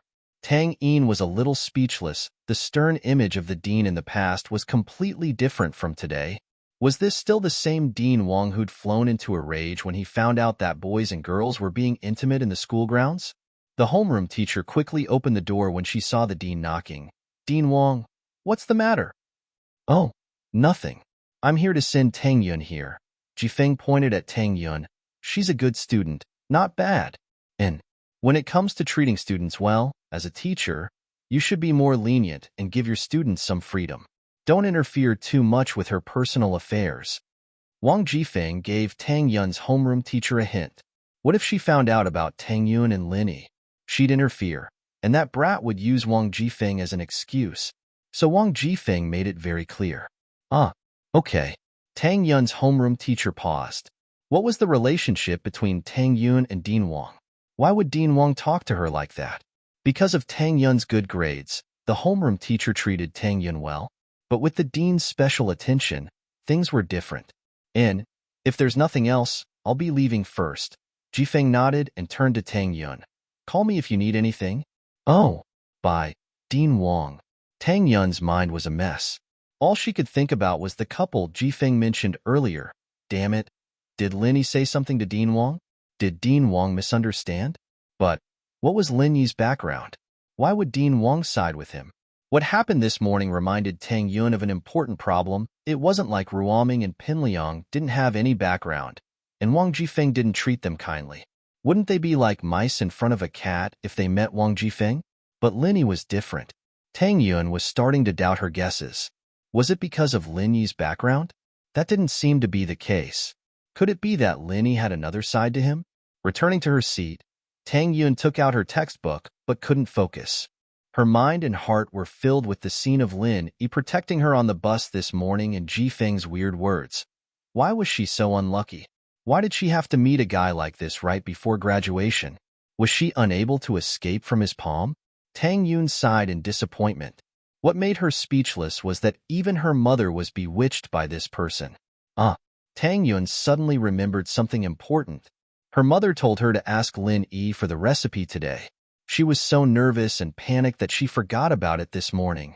When she got off the bus, she was confused by Lin Yi's words and didn't ask for the recipe on the way. Chapter 137. So it's you. Lin Yi pulled out his phone and dialed up Huijuan as he watched Tang Yin run off. Old Yang, where are you? Lin Yi asked as the call connected. I'm at Wangjia Alley, behind Yizhong. I say, Lin Yi, what did you call me? Old Yang? Why does it sound so weird to me? Huijuan said, you can call me Junzi or Hound, but don't call me Old Yang. Do I look that old to you? Alright, I'll call you Junbro then. I'm younger than you outside, so calling me Junzi isn't very appropriate. Lin Yi said, I'm here, at the bus stop in front of Yizhong. I'll be right there. Huijuan said. A police car stopped in front of Lin Yi a while later, and Huijuan poked his head out of the window. Get in, Lin Yi. Lin Yi nodded as he got into the passenger seat. Huijuan started the car up slowly. You don't say. The medicine you gave me is really effective. I don't feel any pain at night after taking it for a day. You think it's a miracle medicine? I'm a god. One day and it doesn't hurt anymore? Lin Yi smiled bitterly. It's just a psychological effect, I think. A little, but it's much better. I can sleep without the painkillers. Huijuan said. It's just a little painful. That's more like it. It was for sure that the pain had lessened, or all of Lin Yi's medicine would have been for nothing. But it was bullshit to say that it would be better in a day. Even Lin Yi wouldn't believe it. But why didn't you take the painkillers? I was thinking about holding it out for a bit. Plus, it's not good to keep taking the painkillers, is it? Huijuan explained. Who told you that? Lin Yi was speechless. There's no side effects, it's just to support you. Fine, it's up to you if you want to hold it out. Fuck, why didn't you say so earlier? Huijuan cried out in regret. The pain from last night had lessened a bit, but it was only a tiny bit. Heh, Lin Yi shrugged. I thought that hounds wouldn't be so stupid. You bastard. Huijuan could only accept his bad luck. Right. Did Song come looking for you? Little Song? Lingshan? Lin Yi guessed that the Song Huijuan was talking about was Lingshan. Why is she looking for me? Isn't it because of the bank robbery? She couldn't find the suspect, and she made a military order to solve the case in 15 days. Huijuan smiled bitterly. She asked me for help, but I didn't have any good ideas. So I asked her for help. You don't blame me, do you? That won't happen. You want me to help her find someone? Lin Yi narrowed his eyes. Even if Huijuan hadn't brought it up, he'd have to deal with this sooner or later. Peng Zhan had made it clear that Meng Yao was an important part of his mission, and if something were to happen to Meng Yao, there'd be no point in his mission.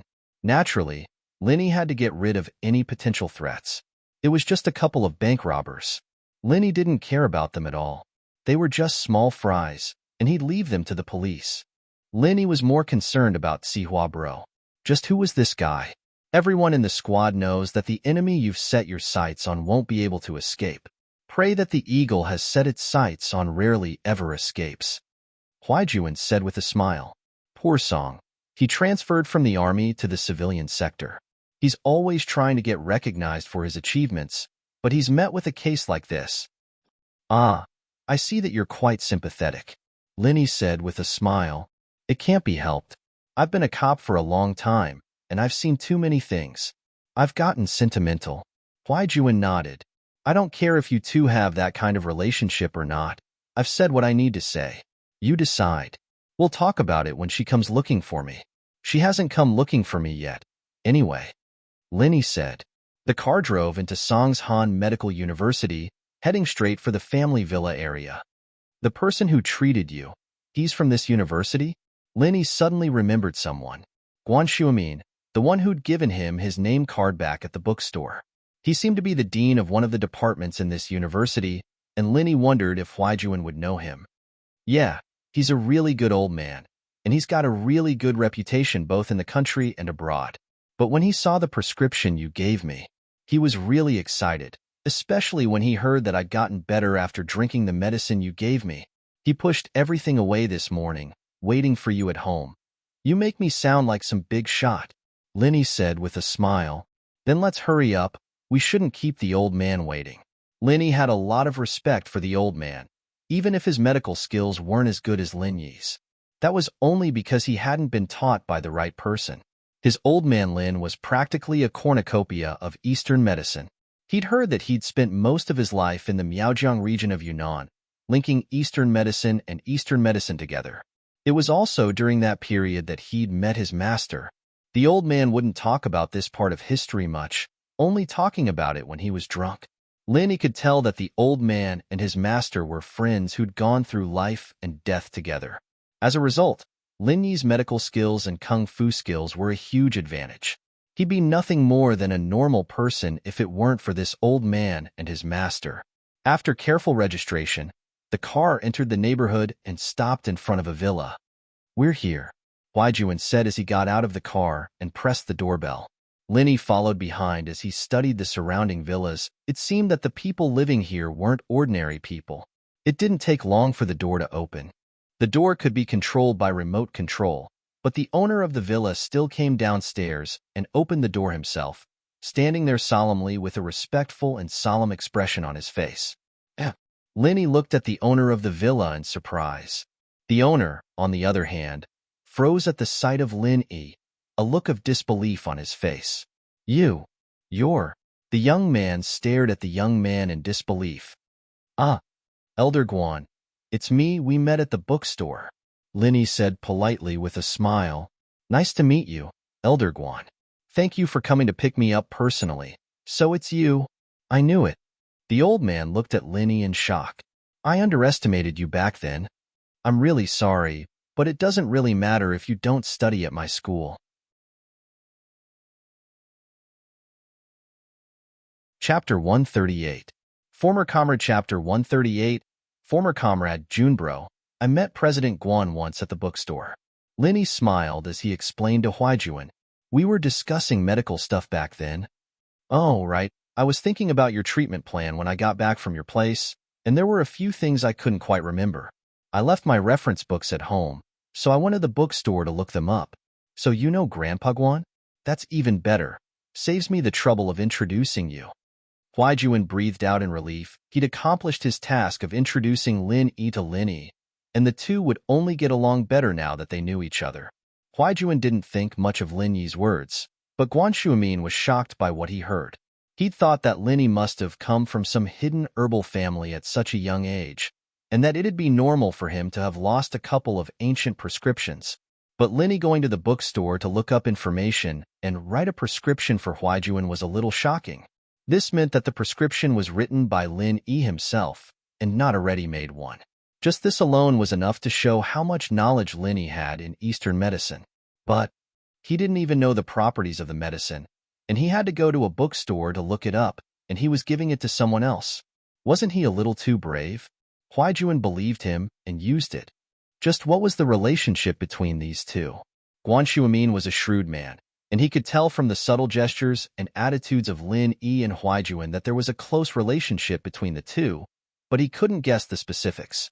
It seemed that Lin Yi's medicine was indeed effective on Huaijuan, and that was what shocked Guan Shumin the most. It seemed that Lin Yi wasn't relying on his family's prescriptions, but that he really was skillful. Today's meeting was something to look forward to. I'm sorry. Guan Shumin shook his head, a little embarrassed. Back then, I even asked you to apply for my Chinese medical academy. There's no one in the academy who can teach you. You should be our teacher. Heh, Director Guan, you must be joking. Linny replied politely, what I know is just some unorthodox things. After all, my main profession is not studying traditional Chinese medicine. What? Don't you study Chinese medicine? Guan Shumin was even more shocked by Lin Yi's words. He even thought to himself, is this kid trying to show off in front of me? Huaijuan's illness was something that countless specialists couldn't do anything about, and yet you cured him so easily? Isn't Eastern medicine your main profession? However, seeing the sincerity on Lin Yi's face and connecting it to Lin Yi's words in the bookstore that day, Guan Shumin had no choice but to believe what Lin Yi said. Yeah, I'm a 12th grader right now, Lin Yi said, scratching his head. Actually, Junbro knows about me, right? Huaijuan didn't know what to say. There was no way he could tell Guan Shumin about Lin Yi's condition. He looked at Lin Yi, troubled. How was he supposed to tell Guan Shumin if he didn't?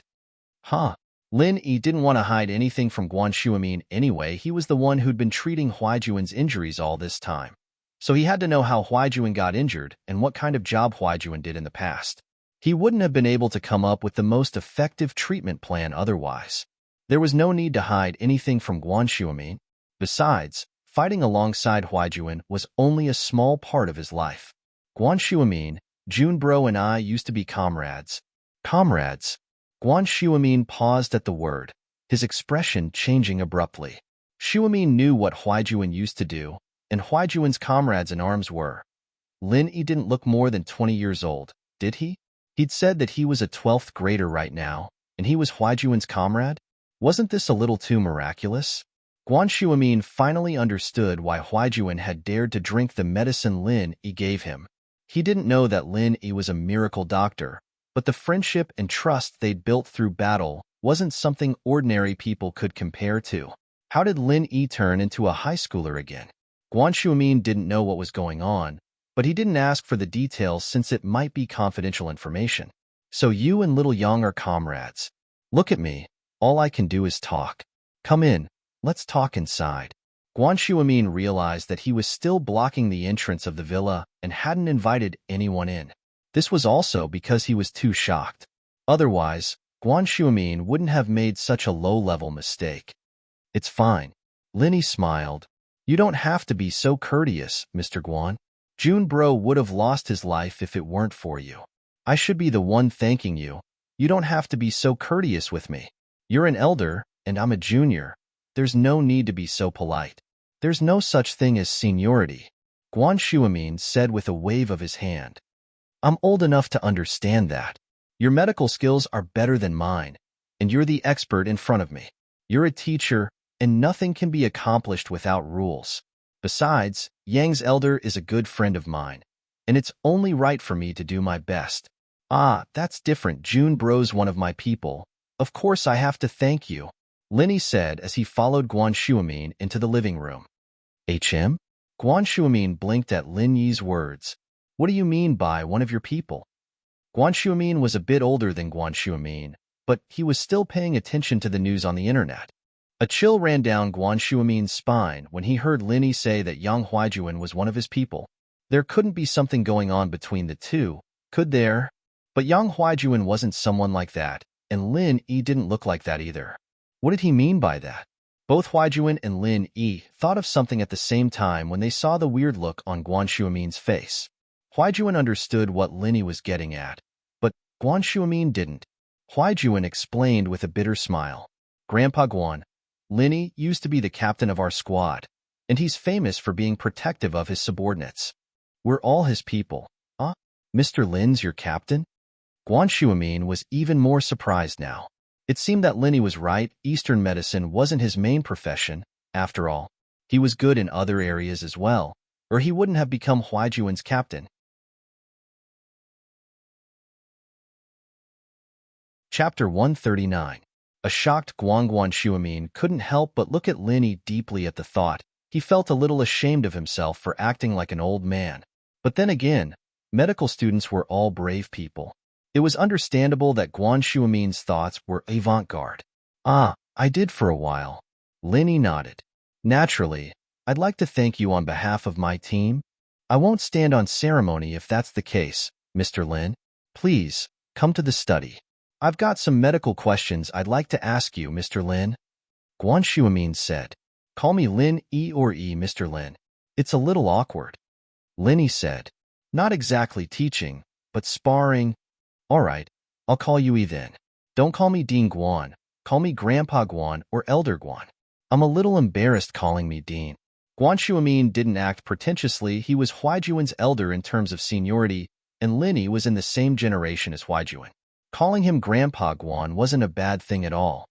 Then I'll call you Grandpa Guan, Lin Yi said casually. Lin Yi wasn't an arrogant man. He'd return the favor 10 times over. If you're polite to me, I'll respect you even more. The two entered the study. Huaijuan didn't know any medicine, so there was no point in going in. He was only here to introduce Lin Yi to Lin Yi, and there was nothing left for him to do now that his mission was complete. Grandpa Guan, Lin Yi, you guys talk. I'll watch some TV outside, Huaijuan said, standing at the door instead of going in. That's fine, just treat it like your own home. Get anything you want to eat from the kitchen. Guan Shuamin nodded, knowing that Huaijuan wouldn't be interested in a place like this. Guan Shuamin's study was filled with a scholarly aura. There were long bookshelves on both sides of the room, filled with medical books ranging from Eastern medicine to Western medicine, from thread-bound manuscripts to original works in foreign languages. I've made a fool of myself, Shuamin said with a smile as he saw Lin Yi looking at the shelves. Most of these books are flashy but useless. It's fine to buy them and look at them, but it's hard to learn anything from them. The Yellow Emperor's Canon is fine, though.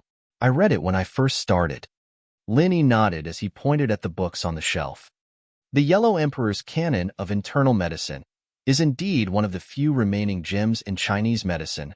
Guan Shuamin nodded. But it's a pity. Pity? Lin Yi asked, confused. Grandpa Guan, what's a pity? It's a pity that out of the 11 medical classics recorded in the annals of Han Dynasty, only the inner canon of the Yellow Emperor remains. Guan Shuamin said regretfully, the inner canon of the Yellow Emperor is already so impressive. I wonder how good the others are. Ah. Lin Yi smiled faintly as he looked at the pained expression on Guan Shuamin's face, not knowing what to say.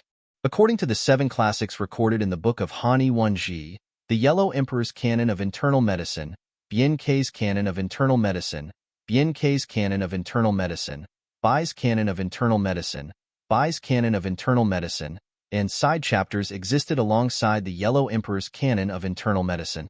Guan Shuamin didn't notice the look on Lin Yi's face. The glory days of Eastern medicine would have been just around the corner if all of these were still around. What a pity, what a pity. Ah, I've read the Bian Kei's Canon, Lin Yi said after a moment of hesitation. First of all, he had a good impression of Shuamin, and secondly, the treatment plan for Yang Huaijuan was based on an example from Bian Kei's Canon of Internal Medicine. It'd be hard for Lin Yi to explain if Shuamin were to ask about the theory behind it, so he might as well use Bian Kei's Canon as an excuse. You've read the Bian Kei's Canon? Guan Shuamin was crestfallen. It was only natural that he'd lost his composure a little. He'd reached the peak of Eastern medicine, and it'd be very, very difficult for him to take another step forward.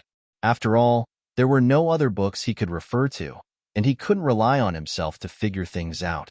He blinked when he heard Lin Yi say that he'd read the Bian Kei's Canon. It's not a fake?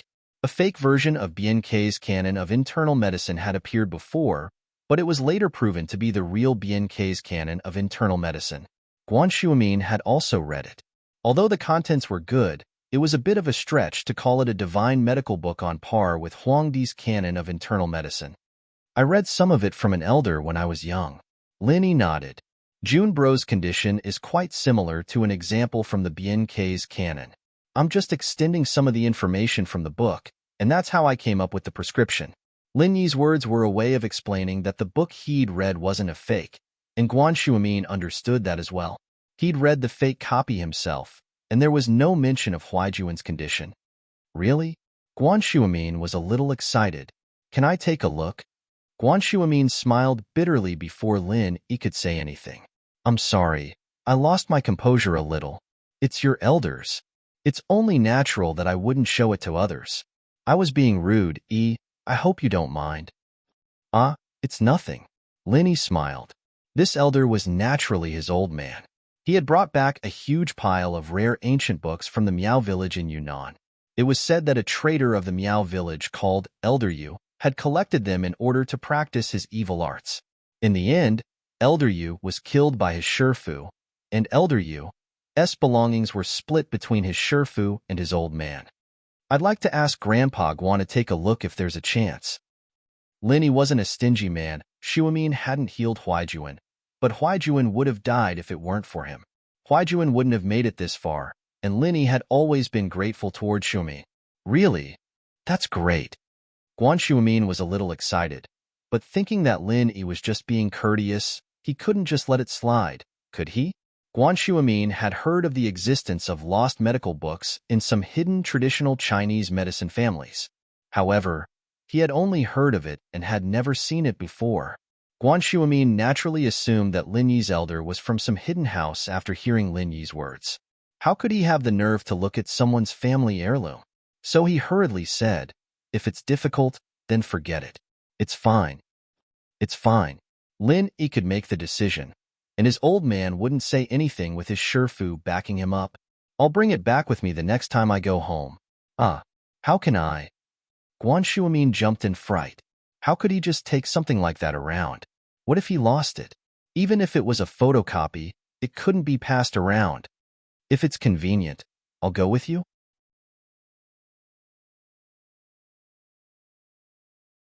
Chapter 140. Greetings as a Teacher. Chapter 140. Greetings as a Teacher. Guan and Lin Yi moved on to the topic of traditional Chinese medicine. There had been a few academic problems he'd stumbled upon, and he'd asked Lin Yi just to give it a try. But Lin Yi's answers had been an eye-opener for him, and he'd realized that he'd been a frog at the bottom of a well. Lin Yi hadn't answered many of his questions directly, but they'd been enough to enlighten Guan Shuimin. Guan Shuimin was grateful, and he admired Lin Yi even more. It looked like Lin Yi's answers were just like a sparring session. He didn't reveal the answer directly, and instead kept beating around the bush. But Guan Shuimin knew that Lin Yi was giving him pointers like a dedicated teacher, patiently guiding his student. Not only did he give the student the ability to think independently, but he also encouraged the student's confidence. Lin Yi's pointers allowed Guan Shuimin to quickly figure out his doubts. What he'd come up with on his own was naturally different from what Lin Yi had said.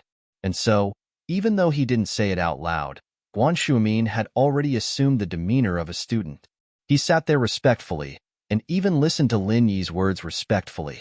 In the end, Guan Shuimin even straightened his back like an elementary schooler. It had been so many years, he'd forgotten what it was like to listen to a teacher's lectures. He'd always been the one teaching the students, but now, it was as if he'd returned to his student days. His respect for his teacher, his thirst for knowledge. It was as if a lifetime had passed since then. Knock, knock, knock. The knocking on the door pulled Guan Shuimin back to reality. However, he'd already treated Lin Yi like a teacher. I'll go see who it is, Mr. Lin. Guan Shuimin asked Lin Yi for permission before opening the door like a student. Lin Yi smiled bitterly. He turned back to Lin Yi, but he knew that he wouldn't be able to live with himself if he called him Lily again. It was Huaijuan, who'd been waiting outside for a while. It was past lunchtime, and Lin Yi and Shuimin hadn't come out yet. He waited for a while longer, worried that something might have happened. Grandpa Guan, it's past lunchtime. You and Lin Yi. Huaijuan sighed in relief upon seeing that everything was fine. Oh, is it already past dinner time? Shuimin looked at his watch. It was already 1 in the afternoon, and sighed at how time flew. He'd wanted to continue asking Lin Yi for advice, but Lin Yi had to eat, even if he'd forgotten to eat or sleep. He'd already wasted the entire morning, and there was no telling if Lin Yi would be free in the afternoon. Shuimin naturally didn't want to drag this on. Let's go get something to eat then? Grandpa Guan, don't you have any patience in the afternoon? Huaijuan asked, a little curious. Guan Shuamin had patience every day, but he'd pushed it off for the entire morning in order to wait for Lin Yi's arrival. It was almost afternoon now, however, and he might not make it in time for lunch. I still can't not eat. Guan Shuamin had wasted Lin Yi's time for the entire morning. He'd feel bad if he didn't treat Lin Yi to a meal, but he did have patience in the afternoon. Elder Lu had promised to come over in the afternoon. Oh, since Grandpa Guan still has patience, we won't eat first. Brother Jun and I will go out and eat something. Lin Yi suggested, noticing Guan Shuamin's awkwardness. Grandpa Guan, you wouldn't mind if I came over for a free meal next time, would you? Of course, you're welcome. Guan Shuamin was overjoyed to hear that Lin Yi would be coming over again. He knew that Lin Yi was saying it on purpose.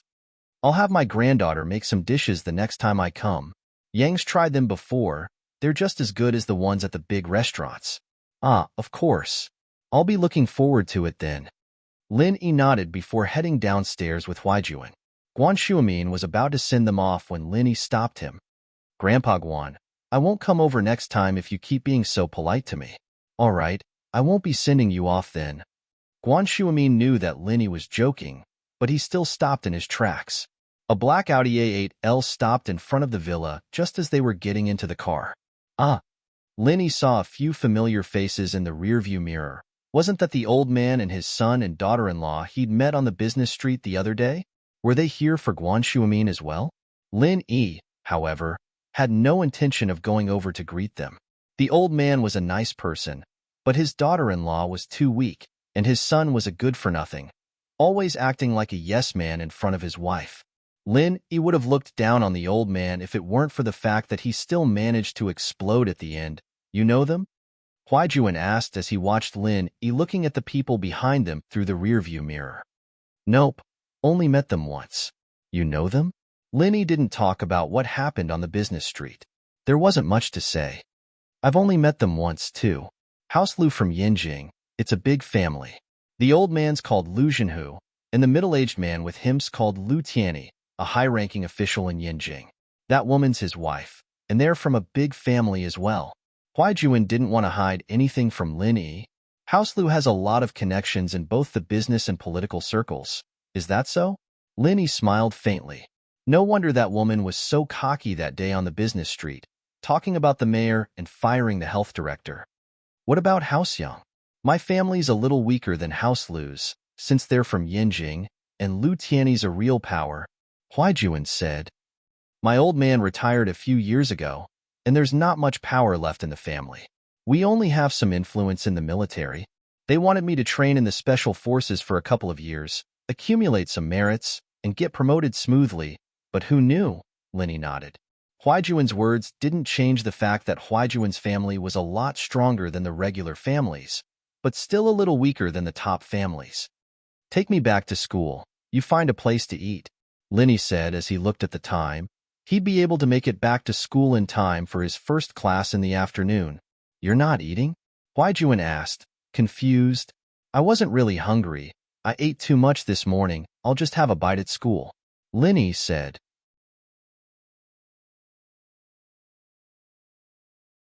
Chapter 141. A little bit, if the Lius knew that they'd be able to see the person they'd been looking for so long, if they'd come a few minutes earlier, wouldn't they regret it? But there was no medicine for regret in life. The Lius hadn't realized anything at the moment, having brushed shoulders with Dr. Hayashi Lin. While part of the reason Lin Yi wanted to be friends with Shuamin was to thank him, there was also a reason behind it. He hadn't thought that much about Dr. Kong before, but Kong Xiaobo's words yesterday made Lin Yi's heart jump with excitement. Selling medicine was a lucrative business. After all, Lin Yi had quite a lot of prescriptions in his hands, but Lin Yi didn't have the time to do that right now. Lin Yi was all by himself, and it'd be hard for him to do business without a partner.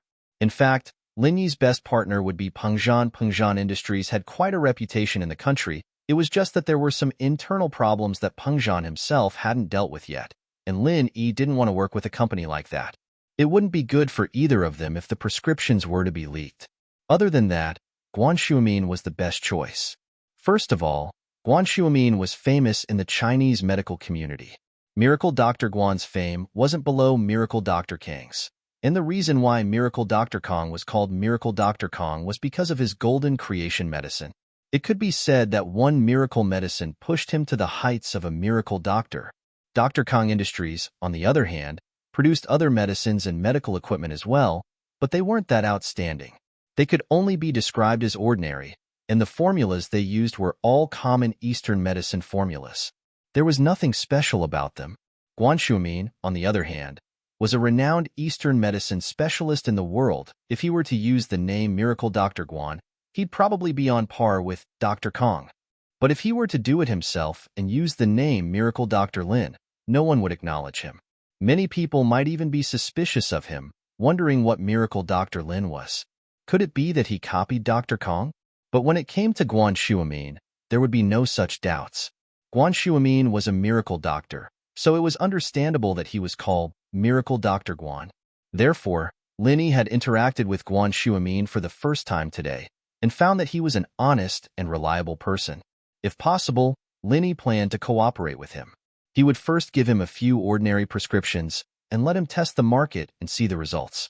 If a man wanted to rise up, he couldn't always rely on a woman, right? Peng Zhan's commission was legitimate, but playing house with the miss all the time wasn't a good idea, was it? Of course, Linny was still observing Guan Shuimin.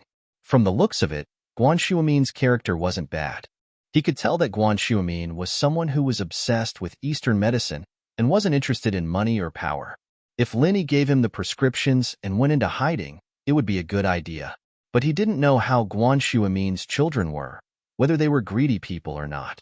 If there was a problem with their character, then Lin Yi would have to give up on the idea of cooperating with Guan Shuimin.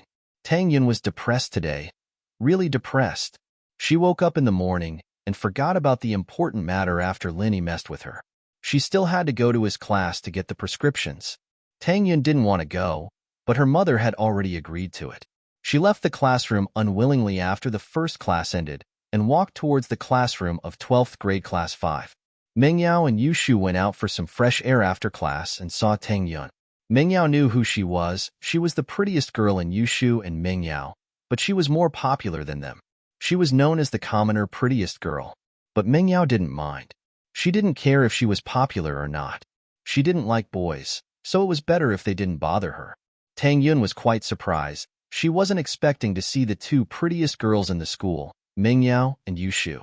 She didn't know many people in class 5, other than Lin Yi, but she'd heard of Pinliang's notoriety. She decided to ask Meng Yao and Yu Shu for help. "Hello, can I trouble you with something?" Tang Yun may be on the same level as Meng Yao, but that was just the public's opinion. In reality, Tang Yun still felt pressured in front of Meng Yao.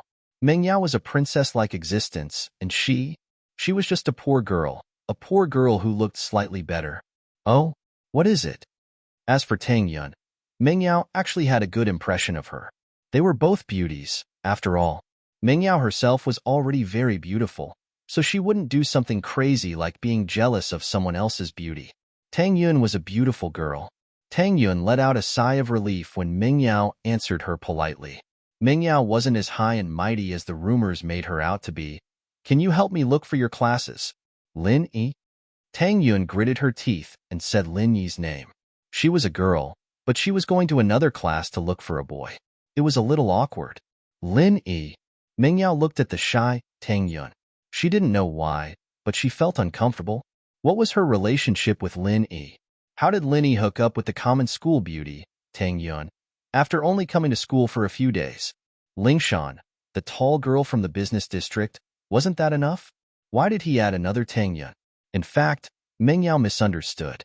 Tang Yun's shyness wasn't the kind of shyness she was imagining. It was more like anger. Tang Yun quickly nodded when she heard Meng Yao's question. "I don't know him." Meng Yao didn't know what was wrong with her. She ignored Tang Yun after saying that, turning around and walking away. "Huh?" Tang Yun looked at Meng Yao, confused. What was going on? Wasn't she fine just now? Why was she angry all of a sudden? Yu Shu shrugged at Tang Yun and made a helpless expression. She quickly caught up to Meng Yao. "Yao Yao, what's wrong? Are you jealous?" "Jealous? I'm not." Meng Yao curled her lips. "Jealous? How could she be jealous?" What a joke, haha." But she did feel bad. It was like someone else was coveting something that belonged to her. Hee hee, Yao Yao. Are you starting to like Shield Bro? Yushu whispered. I'm not. Meng Yao said firmly. Just a little bit? Did you? Yushu continued. No, Shu. Why are you so nosy? Meng Yao panicked. I'm going to ignore you if you keep talking.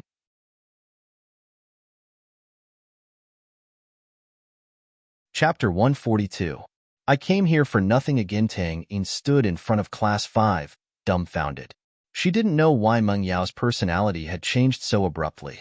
Could it be that she'd been harassed by the villain before, and that was why she turned around and left the moment she heard his name? But the bad guy sure had some guts, even daring to take liberties with Meng Yao.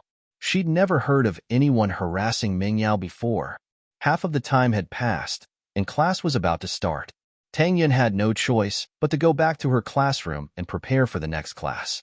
The three school beauties standing together had already attracted a lot of attention, and Tang Yun didn't want to stand there and be suspected, so she quickly went back to her classroom.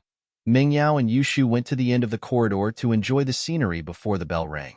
The two turned around and saw that Tang Yin wasn't there anymore. Yao Yao sis, Tang Yin left. Yushu said, I saw her. Shu, why do you think she's looking for Lin Yi? Meng Yao had been thinking about this while she was looking at the scenery. I'm guessing she's trying to borrow money. Yushu said casually. Borrow money? Meng Yao's eyes went wide. Tang Yin was trying to borrow money from Lin Yi? I'm just guessing. Yushu smiled mischievously. You idiot. Meng Yao flicked Yushu's forehead. Whatever, let's go back. Why don't I ask her for you when she comes back? Yushu blinked. Or maybe I go to her class. You're not allowed. Meng Yao glared at Yushu. Shu, are you doing this on purpose? Hee hee. Yushu smiled without saying anything. After the second period ended, Tang Yun gathered her courage and walked to the classroom of 12th grade class 5. She didn't dare to ask anyone directly this time. What if everyone in the class hated Lin Xiao? Wouldn't it be a waste of time to ask? And so, Tang Yin stood in front of class 5's classroom and peeked inside. She realized that she'd attracted a lot of attention and shyly shrunk her body back into the classroom. Tang Yin's appearance after the first period had already attracted a lot of attention. There were already two beauties in the class, but Tang Yin was a commoner beauty, and the boys paid more attention to her. After all, she was more approachable. At the time, everyone was guessing her intentions. After the second class, Tang Yun came again. It was strange. Yushu raised her head just in time to see Tang Yun retracting her body. She found it strange. Was she here for Linny again? Yushu glanced at Meng Yao, who was engrossed in her book, before tiptoeing out of the classroom. Hey! Yushu walked up to Tang Yun and waved her hand in front of Tang Yun's eyes when she saw Tang Yun lowering her head in fear. Tang Yun jumped and looked up to see Yushu. What are you doing? Tang Yun, right? I'm Yushu. Yushu introduced herself, even though Tang Yun already knew her name. You're here for Linny again, right? Tang Yun didn't know why Yushu was asking this, and she didn't know if she hated Linny or not, but she nodded anyway. Yeah, Linny isn't here. He didn't come this morning, Yushu said. What do you want? I'll pass on the message. I'm the study commissary, and helping my classmates is my duty and responsibility. He didn't come? Tang Yun looked at Yushu, surprised. Was Yushu lying to her? She'd even taken the same bus to school with him this morning, and he'd even taken advantage of her the whole way. Was it all just her imagination? He didn't come. Yushu nodded. You can take a look if you don't believe me. He's sitting at the last seat in the second group. There's no one there right now. Tang Yun didn't think that Yushu was lying to her, especially since she said that she was the study commissary. She wouldn't lie, would she? Tang Yun was also the study commissary of Class 9, and she got closer to Yushu. Is that so? What do you want then? Yushu, on the other hand, didn't really care if Linny came or not. She wasn't helping a classmate out of kindness, but she was curious as to why Tang Yin was looking for Lin Yi. Nothing. I'll wait for him to come back then. Tang Yun hesitated. She didn't want to pass on the recipe to someone else, so she decided to do it herself.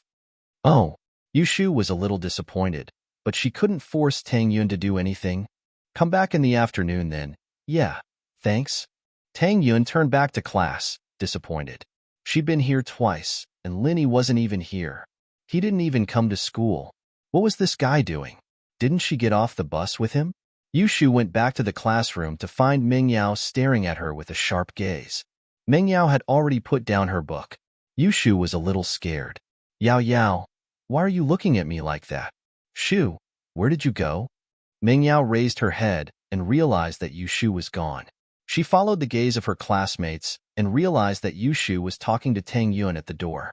She was pissed. Didn't I tell you not to talk to her? Why didn't you listen? If Linny found out, he'd think that I cared about her a lot. But thinking was just thinking. Ming Yao still wanted to know what Yushu had found out. The slippery shoe wouldn't be able to answer properly if she asked her nicely. Ming Yao pretended to be angry, and as expected, Yushu spilled the beans. I just asked her why she was looking for Shield Bro. Yushu pouted.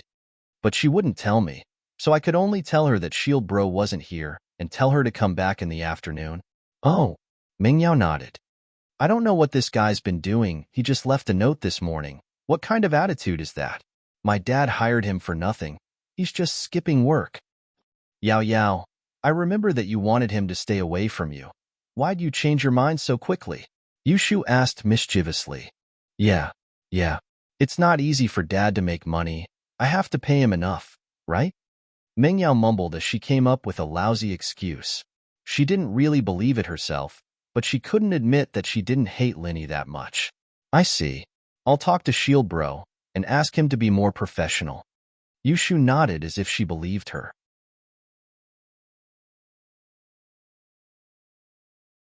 Chapter 143. Chapter 143. Someone came. Tang Yun went to Class 5's classroom again during lunch break, but this time she didn't go to Yushu. Instead, she went to a frail-looking bespectacled girl and asked her about Lin. The girl was the type that didn't pay attention to the outside world and only focused on her studies. She didn't even know if Linny came in the morning, nor did she pay attention to him. She looked around the classroom for Tang Yun and confirmed that Linny wasn't in the classroom. Tang Yun was disappointed. Was this Lin trying to trick her on purpose? He'd promised to get the formula with her mother today, but there wasn't even a shadow of him for the whole morning. What was the meaning of this? Lin, on the other hand, walked into the classroom at 1:30 p.m. Yushu nudged Ming Yao. Yao Yao, Shield Bro's here. Oh. Ming Yao raised her head to look at Lin, only to find him looking at her as well. She lowered her head, trying to figure out what was going on between Tang Yun and Lin. Yao Yao, you don't look too happy? Yushu could tell that Ming Yao was a little down in the dumbfounded state. It's nothing. I'm just a little tired, Ming Yao said as she massaged her shoulders. Shu, what do you think Lin Yi's been doing all morning? I don't know. Maybe I can ask him for you? Yushu said. Ming Yao seemed to be treating Shield Bro differently now, wasn't she? Is that so? Then, go ahead and ask. Ming Yao hesitated for a moment before agreeing to Yushu's suggestion. Oh, should I ask Tang Yun why she's looking for him? Yushu said as she took out her phone. Lin Yi didn't have hands before, so Yushu could only send him a note. Now that Lin Yi had a phone, he didn't need to use such a primitive method anymore. About that, Ming Yao was about to ask why he was asking about that, but for some reason she closed her mouth. Whatever you want, heh. Yushu started typing a message on her phone before selecting Lin Yi's number and pressing send. There's a girl in the village called Xiaofeng. She's beautiful and kind. A melodious ringtone sounded, but this song was a little too old. Class was about to start, and the classroom was quiet, so the ringtone seemed a little abrupt. Everyone immediately turned their heads in the direction of the ringtone. Lin Yi was a little awkward. He'd set his phone to the standard ringtone, afraid that Huaijuan wouldn't pick up his call. He'd forgotten to turn it back to vibrate when he got back to school. He quickly took out his phone and pressed it. Fortunately, it was just a short message. Most of the people turned their heads away after a quick glance.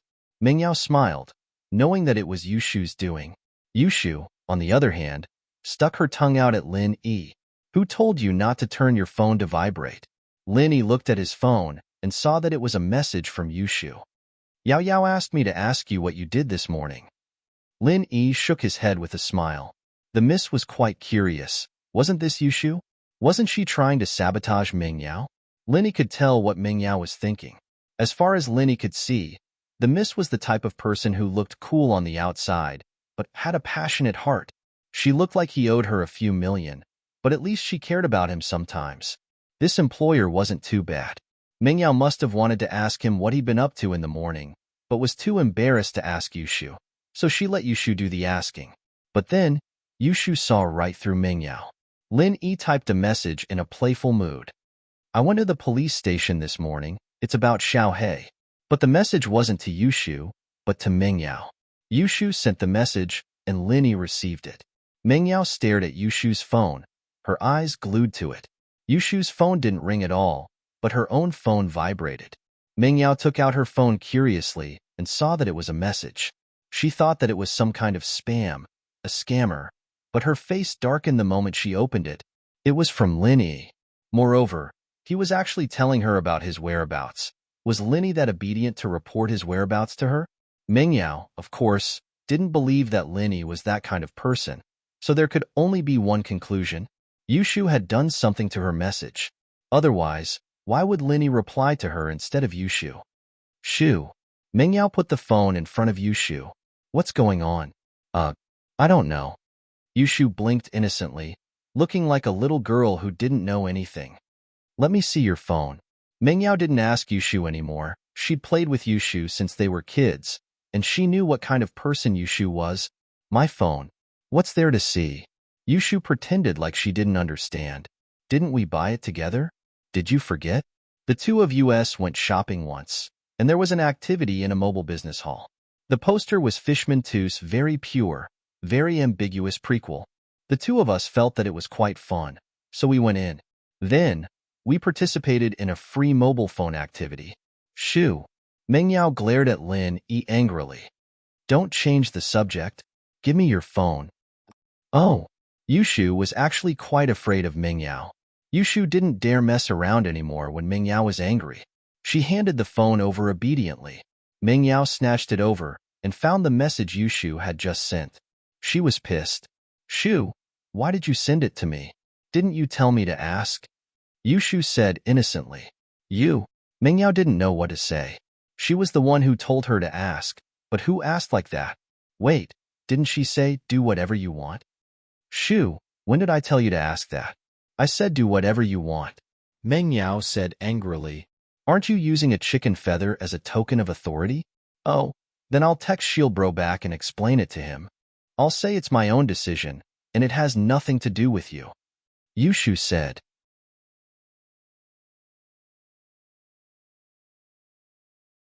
Chapter 144.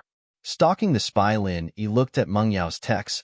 Lin Yi wasn't surprised when she said, don't report to me wherever you go. It was Mengyao's style, after all. It wasn't unusual at all. But the last sentence, but be careful of flirting with other girls, they're already knocking on your door, was a little strange. What did she mean by be careful of flirting with other girls? What, they're already knocking on my door? Who am I messing with? Who's knocking on my door? Lin Yi was a little puzzled. Who's knocking on my door? Mingyao frowned at Lin Yi's text. Was this guy playing dumb? Or did he really not know? School Beauty Tang was looking for him for something this big. How could it be possible if they didn't make an appointment beforehand? But that was just Mengyao's speculations. Looking at it from another angle, there was no way Lin Yi wouldn't tell Tang Yun that he wouldn't be at school in the morning if they did make an appointment beforehand. It really didn't seem like an appointment beforehand. Mingyao couldn't say much about it and could only reply. Tang Yun, she's been looking for you a couple of times. Do you know that she's looking for you? Who's little He? Mingyao only remembered to ask Lin Yi who this little He was after she calmed down. Why did it sound like a dog's name? Tang Yun? Lin Yi paused. Tang Yun was looking for him? Judging from how angry she was this morning, it didn't seem like she was going to talk to him anymore. Why would she be looking for him now? Lin Yi frowned, not understanding why Tang Yun was looking for him. He replied to Mingyao. Little He, it's Heibao. What's Tang Yun looking for me for? Mingyao couldn't help but chuckle at Lin Yi's text. Heibao? Heibao? Mingyao had heard of Black Panther's reputation before, as well. Pin Liang had been bragging about how powerful he was in the sky, how he was the boss of the underworld, how he could take on 10 people all by himself, And yet someone as powerful as that had been kicked to the ground by Lin A. Meng Yao smiled faintly, but then Linny asked, "What did Tang Yun come here for?" Meng Yao was a little annoyed. Didn't he know? How would I know? You're the one who made this mess. Deal with it yourself. Meng Yao replied, putting her phone back in her desk and getting ready for class. Yao Yao, what did Shield Bro say? Yushu asked after Meng Yao put the phone down.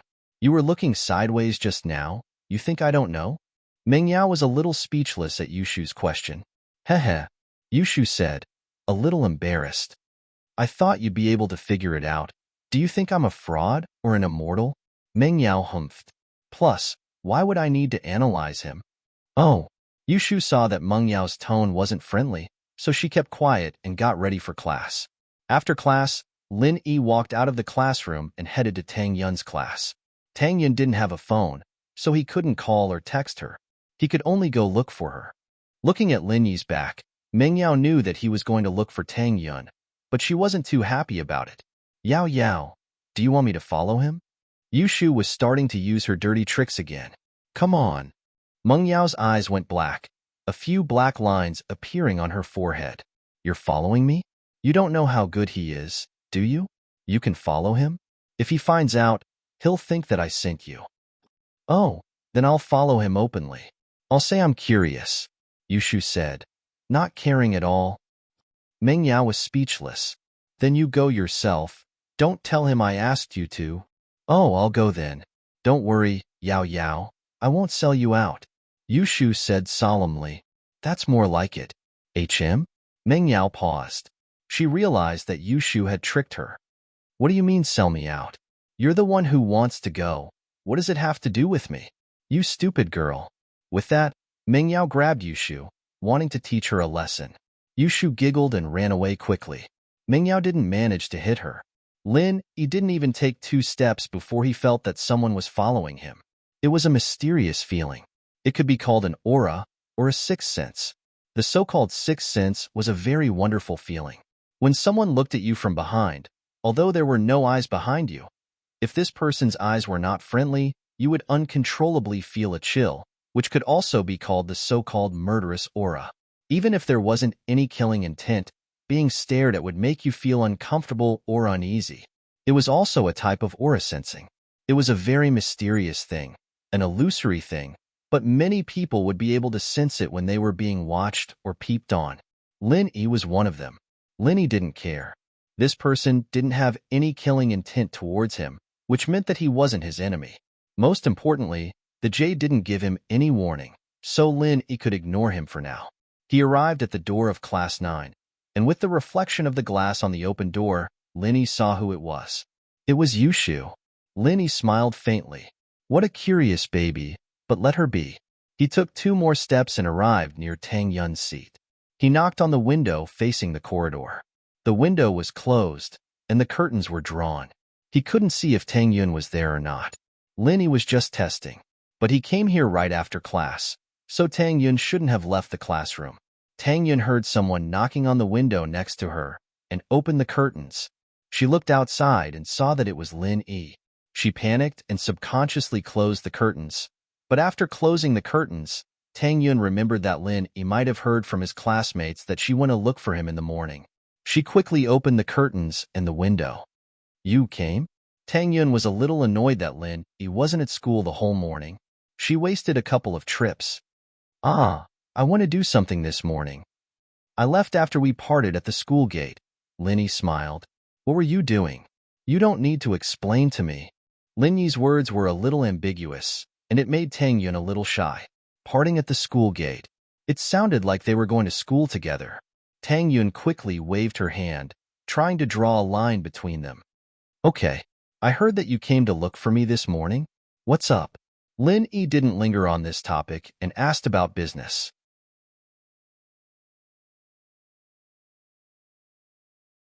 Chapter 145. Chapter 145, Best Friend. What did you say to my mom yesterday? Tang Yun glared at Lin Yi. Yesterday, with your mom? Lin Yi blinked as he remembered the barbecue recipe. He'd been busy talking about Eastern medicine the whole morning and had completely forgotten about it. Tang Yun's words reminded him of the promise he'd made yesterday, and he couldn't help but blush. No wonder Tang Yun had been looking for him. It was about the barbecue recipe. Lin Yi quickly replied, embarrassed. It's about the recipe, right? Tang Yun glared at Lin Yi. You already know the answer. Ah, I'm sorry, too many things happened this morning. I really forgot about it. Lin Yi smiled guiltily. How about this? I'll come next class and give you the recipe. Oh. Tang Yun didn't say anything else after hearing what he said. She nodded and closed the window, putting the curtains down. Lin Yi waited until she was done before turning around abruptly. How close are you going to get? Do you need a hearing aid? Ugh. Yushu jumped at the sudden turn. He was talking about hearing aids, naturally, referring to her eavesdropping just now. But Yushu wasn't a normal person, after all. The awkwardness only lasted for a moment before she giggled. What's wrong? You're scared of other people overhearing you, aren't you? I just happened to pass by. Lin Yi was leaning against Tang Yun's window, and Meng Yao was standing behind Lin Yi, leaning against the wall. Tang Yun wouldn't have been able to see Yushu's existence. Otherwise, she wouldn't have talked to Lin Yi for so long. Haha. Lin Yi didn't know what to do with Yushu. He only smiled. What do you want to know? Ask away. Let me make this clear first. I wasn't sent by Yao Yao. Yushu rolled her eyes as she explained to Lin Yi. Lin Yi didn't mind. Most of Yushu's words were bullshit. She said she was sent by Meng Yao, but it was also possible that she came here out of curiosity. Tang Yun, what do you need? Yushu asked. It's nothing. I promised to give her something, but I forgot. I'll give it to her next class. Naturally, Lin Yi wouldn't say anything about the barbecue recipe. It would seem as if he was giving alms to the other party. Lin Yi wasn't someone who would take credit for something he had done. Oh. Yushu was wondering what Lin Yi was going to give Tang Yun. He could only blame his poor hearing for not having clairaudient. The corridor was too noisy, so he could not hear their conversation. I'm going back. Didn't you happen to pass by? You can continue. Lin Yi nodded to Yushu. Toilet paper. Toilet paper. Yushu stomped her foot as she was pissed off by Lin Yi's words. However, Yushu's words attracted the attention of the students who were passing by. Toilet paper? School Beauty-chan was asking for toilet paper in the corridor? Could it be that she couldn't hold it in anymore? This was bad for her image. Bad for her image. However, there were still a lot of admirers in the school. They immediately pulled out tissues from their pockets when they heard Yushu shout and passed them to her. For you. Yushu froze, sweating profusely. It seemed that she had been misunderstood. She felt extremely embarrassed as her face turned red. She looked at Lin Yi's back as he left, thinking to herself, I'll make fun of you when we get home. It was a good thing that Yushu's reflexes were super quick. She'd been with Meng Yao for a long time now, and her bullshit skills had reached perfection. I'm talking about my finger. My finger just popped. It hurts. Understand? With that, Yushu raised her pinky finger and waved it in the air. Oh, the wolves were very disappointed. It seemed that they had misunderstood. Yushu had said finger, not toilet paper. The boys, who had wanted to touch Yushu's hand when they passed the toilet paper, put it away helplessly. Yushu patted her chest as she went back to the classroom. She'd almost lost all her face. Thank goodness she'd reacted fast enough, or her image would have been ruined. Shu, what are you doing? Why are you panting and looking so pale? Meng Yao looked at Yushu, puzzled. Did someone see you? Oh, it's nothing. Yushu thought that she couldn't tell Meng Yao about the embarrassing incident. It was way too shameful. She'd never been this embarrassed in her life before. Did you follow him successfully? Meng Yao asked curiously. Yes, I did. Yushu nodded. I think he wanted to give something to Tang Yun, and Tang Yun asked him for it. He said he'd give it to her next class. What is it? Meng Yao asked. He didn't give it to me yet. How would I know? Yushu shook her head. Then you can follow him next class. Meng Yao said. I'm going again? Yushu was curious, but she'd already been discovered by Lin Yi, and she'd lost all her face.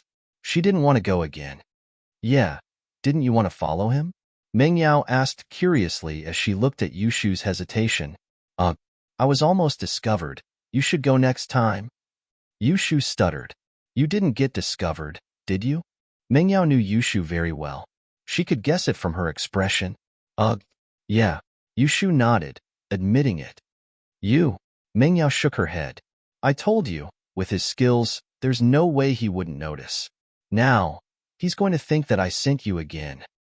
I can't. Yushu shook her head. After I got caught, I made it clear that it wasn't Yao Yao who sent me. Mengyao wanted to beat this dumb girl to death. But then again, Lin Yi might not believe Yushu's words. Yao Yao, are you relieved now? Happy now? I didn't sell you out. Yushu said proudly.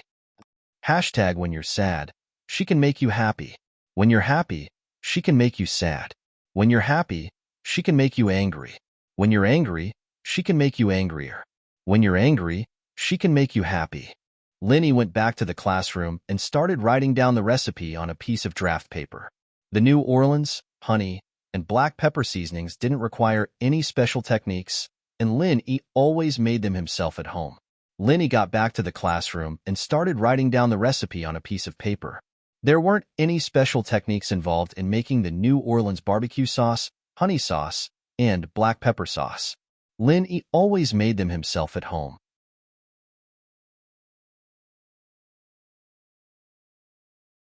Chapter 146. Love Letter. After class, Linny rushed to class 9 and knocked on the window next to Tang Yun's seat. But Tang Yun didn't open the curtains. Linny was puzzled. She couldn't have left the classroom already, could she? He'd rushed here as fast as he could, and didn't they have an appointment during the last class? He'd come here to give her the formula. With that in mind, he knocked on the window once more. Did she not hear him? This time, there was a response from the classroom. Tang Yun lifted the curtains, but didn't open the window. But he didn't open the window. Tang Yun's face was a little red as she put her hand on her mouth and made a shushing gesture. She waved her hand again. What was that supposed to mean? Linny was puzzled. Why didn't you say something? I can read your lips and know what you're trying to say.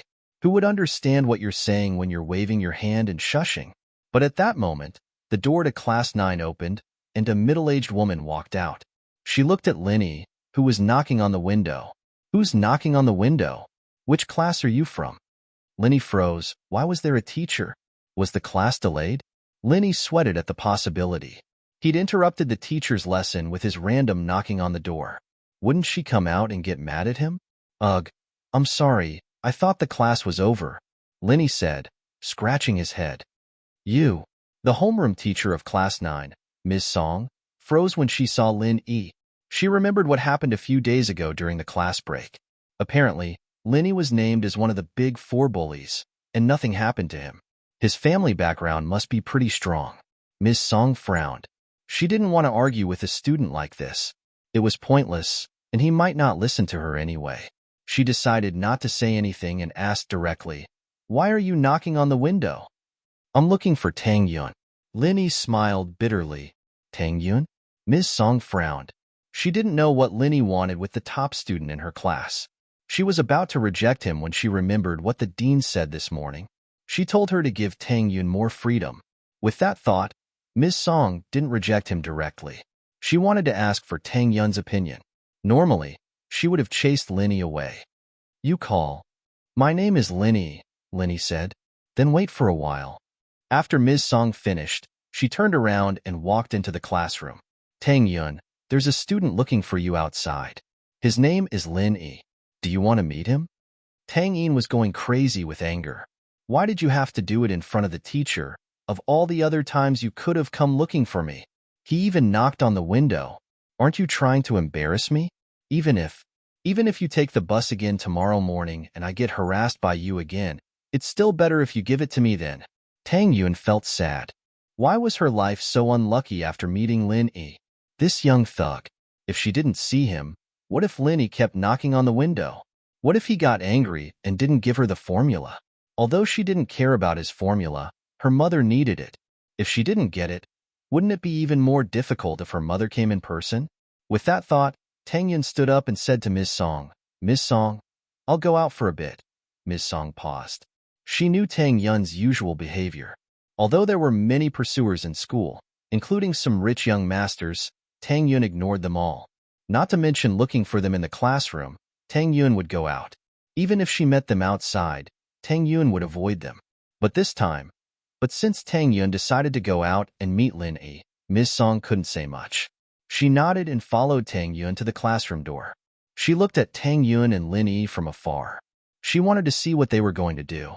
If Lin Yi started to pester Tang Yun, she could stop him. "Why did you come at this time?" Tang Yun pouted and looked at Lin Yi unhappily. "Our homeroom teacher's class hasn't ended yet. Didn't you see the hand signal I gave you? You shushed me and waved your hand. Who knows what you're going to do?" Lin Yi shrugged innocently. "Didn't we make a deal? I'll give you the recipe during the break." Sigh? Tang Yun sighed helplessly. "Then hurry up and give it to me." "Here." Lin Yi took out the written formula and handed it to Tang Yun. Tang Yun took it and put it in her pocket. She didn't open it. "I'm going back. Don't knock on the door next time." "Next time?" Lin Yi paused. Only then did Tang Yun realize her mistake. Didn't she mean that Lin Yi would come and harass her again? She quickly changed her words.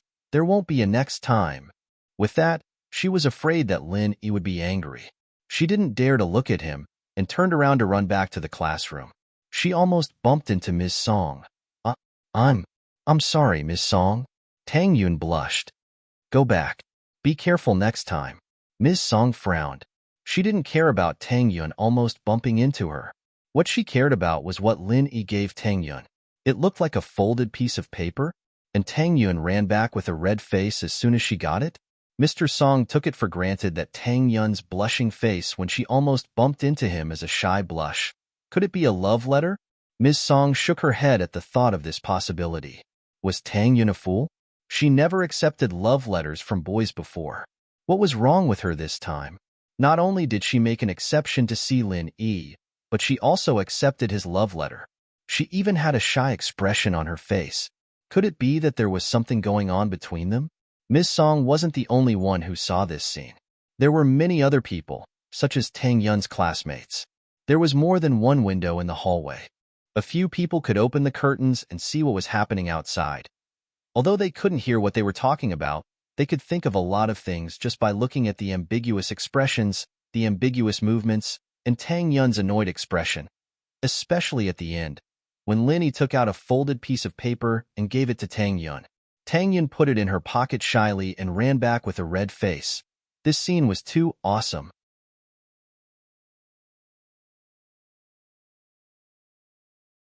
Chapter 147. Chapter 147. News travels fast. Did you guys know? Lin Yi, one of the new Big Four, went to Tang Yun's class and gave her a note. I wonder what it was. Did you guys know? Lin Yi of the Big Four wrote a love letter to Tang Yun. Did you guys know? Lin Yi of the Big Four, Lin Yi is chasing after Tang Yun. Did you guys know? Lin Yi of the Big Four, Lin Yi is dating Tang Yun. Did you guys know? Lin Yi of the Big Four, Zhou Ruoming of the Big Four, went to harass his girlfriend Tang Yun and got beaten up by Lin Yi. Young Master Lin and Tang Yun, the two main characters, didn't know that the rumors about them had spread all over the school. Meng Yao and Yushu watched as Lin Yi ran out empty-handed and came back empty-handed. They didn't know what he gave Tang Yun, but they didn't see him take anything out.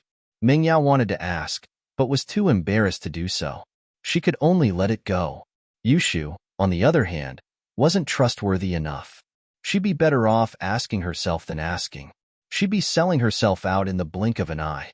The last class ended, and it was the break before the main class. Tang Yun and a girl with glasses were walking hand in hand on the field.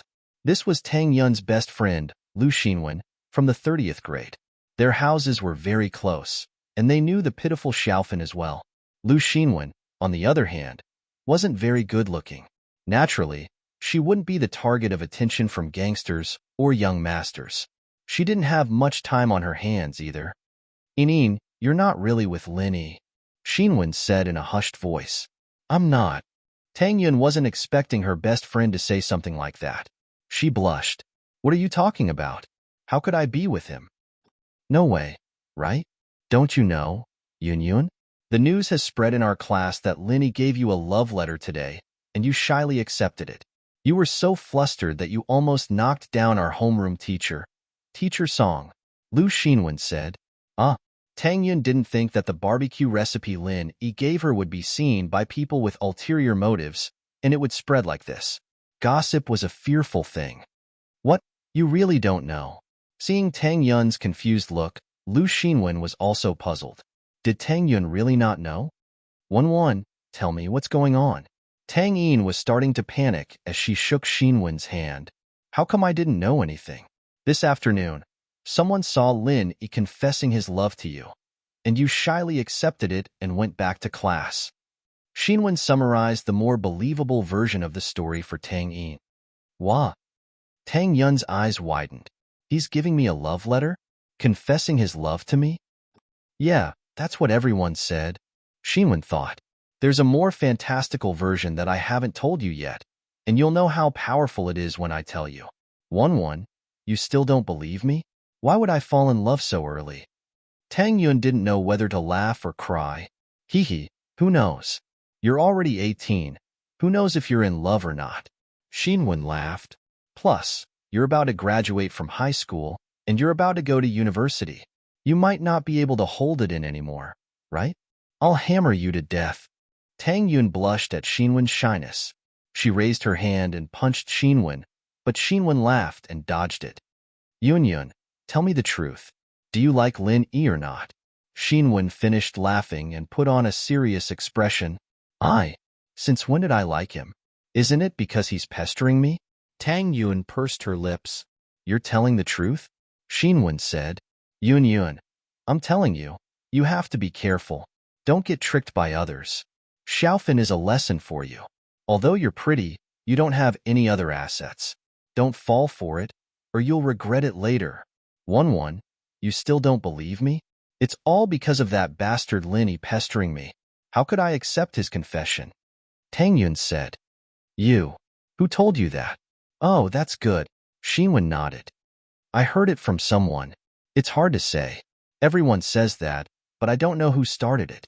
Anyway, it's getting more and more ridiculous. Everyone says that you and Lin Yi are together. Huh? Tang Yun smiled bitterly and stomped her feet. She was a bit annoyed. What should I do? 1-1, what do you think I should do? Why don't I go talk to him? How can he do this? You might be afraid of him, but I'm not. Xinwen was famous for her toughness. Her mother was also a fierce woman. Xinwen had inherited her mother's good traditions since young. She followed her mother to the market to sell vegetables when she was 12, and she could scare away the gangsters who were collecting protection fees with a kitchen knife. Forget it. You don't know, but he's really strong. He beat up Zhong Pingliang and Zhou Ruoming, and they didn't even dare say anything. Don't go. Tang Yun didn't want anything to happen to Xinwen. This wasn't something that could be solved with just toughness. Man, Xinwen had heard of Lin Yi's exploits before, but it wasn't just a matter of his background anymore. He was practically unbridled, beating up 2 of the Big Four just a few days after transferring and getting away scot-free. Xinwen knew that she was no match for him. She wouldn't be able to do anything good if she went. She said angrily, I think it's most likely Lin Yi. Tang Yun paused. She looked at Xinwen, confused. You still don't understand? If he fails to pursue you, he will take the opportunity to hype up your relationship. By then, everyone will know that you are his girlfriend, and you can only accept your fate. Lu Xinwen speculated maliciously. No way. He's not that kind of person, is he? Tang Yun frowned. From the impression that Lin Yi left on her these days, Lin Yi might be despicable, but he wasn't the kind of person who would spread rumors behind someone's back. From her point of view, Lin Yi purposely pretended to be a polite gentleman. Even if she saw through him, he wouldn't use such a despicable method. It would only make her hate him more. Why not? I say, Yin Yun, why are you on his side? You think he's not that kind of person? What, are you really a little tempted? Xinwen could tell that there was something wrong with Tang Yun's words. She seemed to be protecting Lin Yi.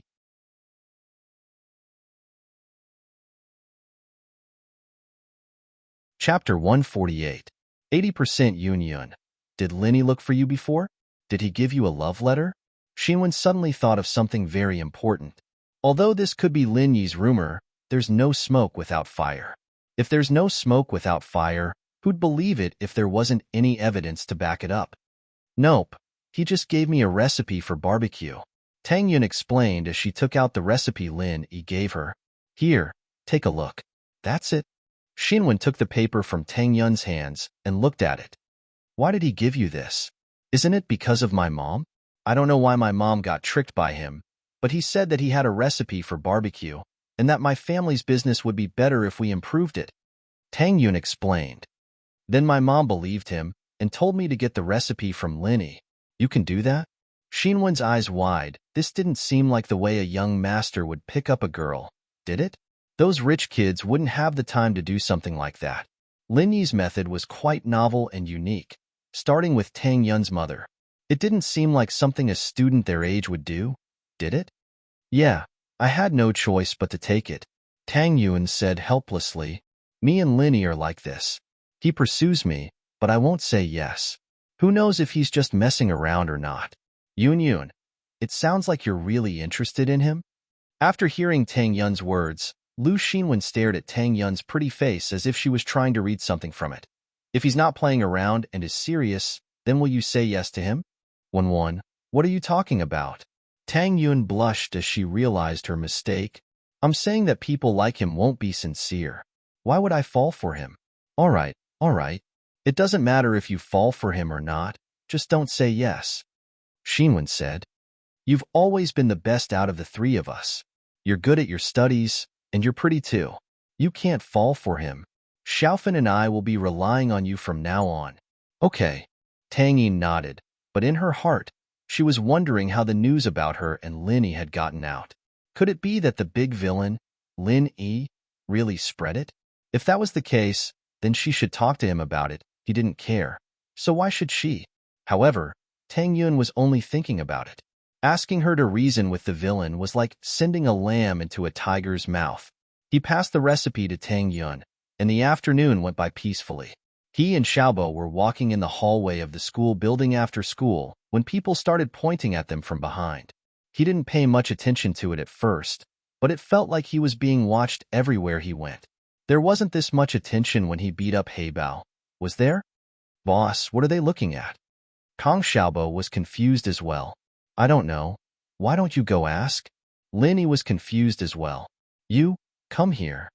Kong Xiaobo had been following Lin Yi for the past 2 days, and his confidence grew. Although he wasn't one of the big four, he was at least the follower of one of them. His status naturally rose. He even dared to scold Zhou Ruoming, not to mention a student pointing at him. The boy who was pointed at by Kong Xiaobo was talking happily with a few students next to him. When he was called by Kong Xiaobo, he was dumbfounded. Although he didn't know who Kong Xiaobo was, he must be a ruthless person to be able to follow by Lin Yi's side. His face turned pale, and he knew that he had caused trouble. His mouth, he shouldn't speak carelessly. Bro, you called me? The boy looked at Kong Xiaobo timidly and asked carefully. Nonsense. Who else would I call if not you? Come here. Kong Xiaobo said fiercely. What the hell were you talking about just now? Pointing at my boss and beaming with joy. Do you think you're a commentator? Bro, what's wrong with me? The boy walked over carefully. I'm asking you, what are you talking about? Do you not understand me? Kong Xiaobo was a little annoyed. This boy's saliva was flying everywhere just now. Why did he wither in such a short time? I didn't say anything. The boy was scared and quickly shook his head. Do you want to be beaten up? Kong Xiaobo glared at him. I'm telling you, it's very impolite to talk about others behind their backs. If you tell the truth now, I will let you go. Otherwise, I will ask the people behind you and see what you just said. I have to say that Kong Xiaobo's words were still very deterrent. The boy was dumbfounded when he heard it. He could bear it and not say it, but the students behind him who were listening to his explanation just now wouldn't hide it for him. Thinking of this, his face turned pale, and he had to admit, I'm sorry. I also heard it from others. What did you hear from others? Kong Xiaobo was furious. Why were you wasting time? You were so excited just now. Why didn't you drag it out? I heard that Lin Yi bro and the beauty of the school, Tang Yun, are dating. The boy said in a small voice. Today, Lin Yi bro confessed to Tang Yun and gave her a love letter. Tang Yun also shyly accepted it. Lin Yi's eyes widened in shock. Damn, Who was the one who spread this? When did I give Tang Yun a love letter? Lin Yi's first reaction was, did these people have nothing better to do? He only gave Tang Yun a barbecue recipe, but it turned into a love letter. He had to admire these people's imagination. Lin Yi didn't care much about it, but Tang Yun, fuck, who was this immoral? This way, Tang Yun would definitely avoid him next time. His plan to flirt with a girl was completely ruined. He didn't know how Miss would react when she found out.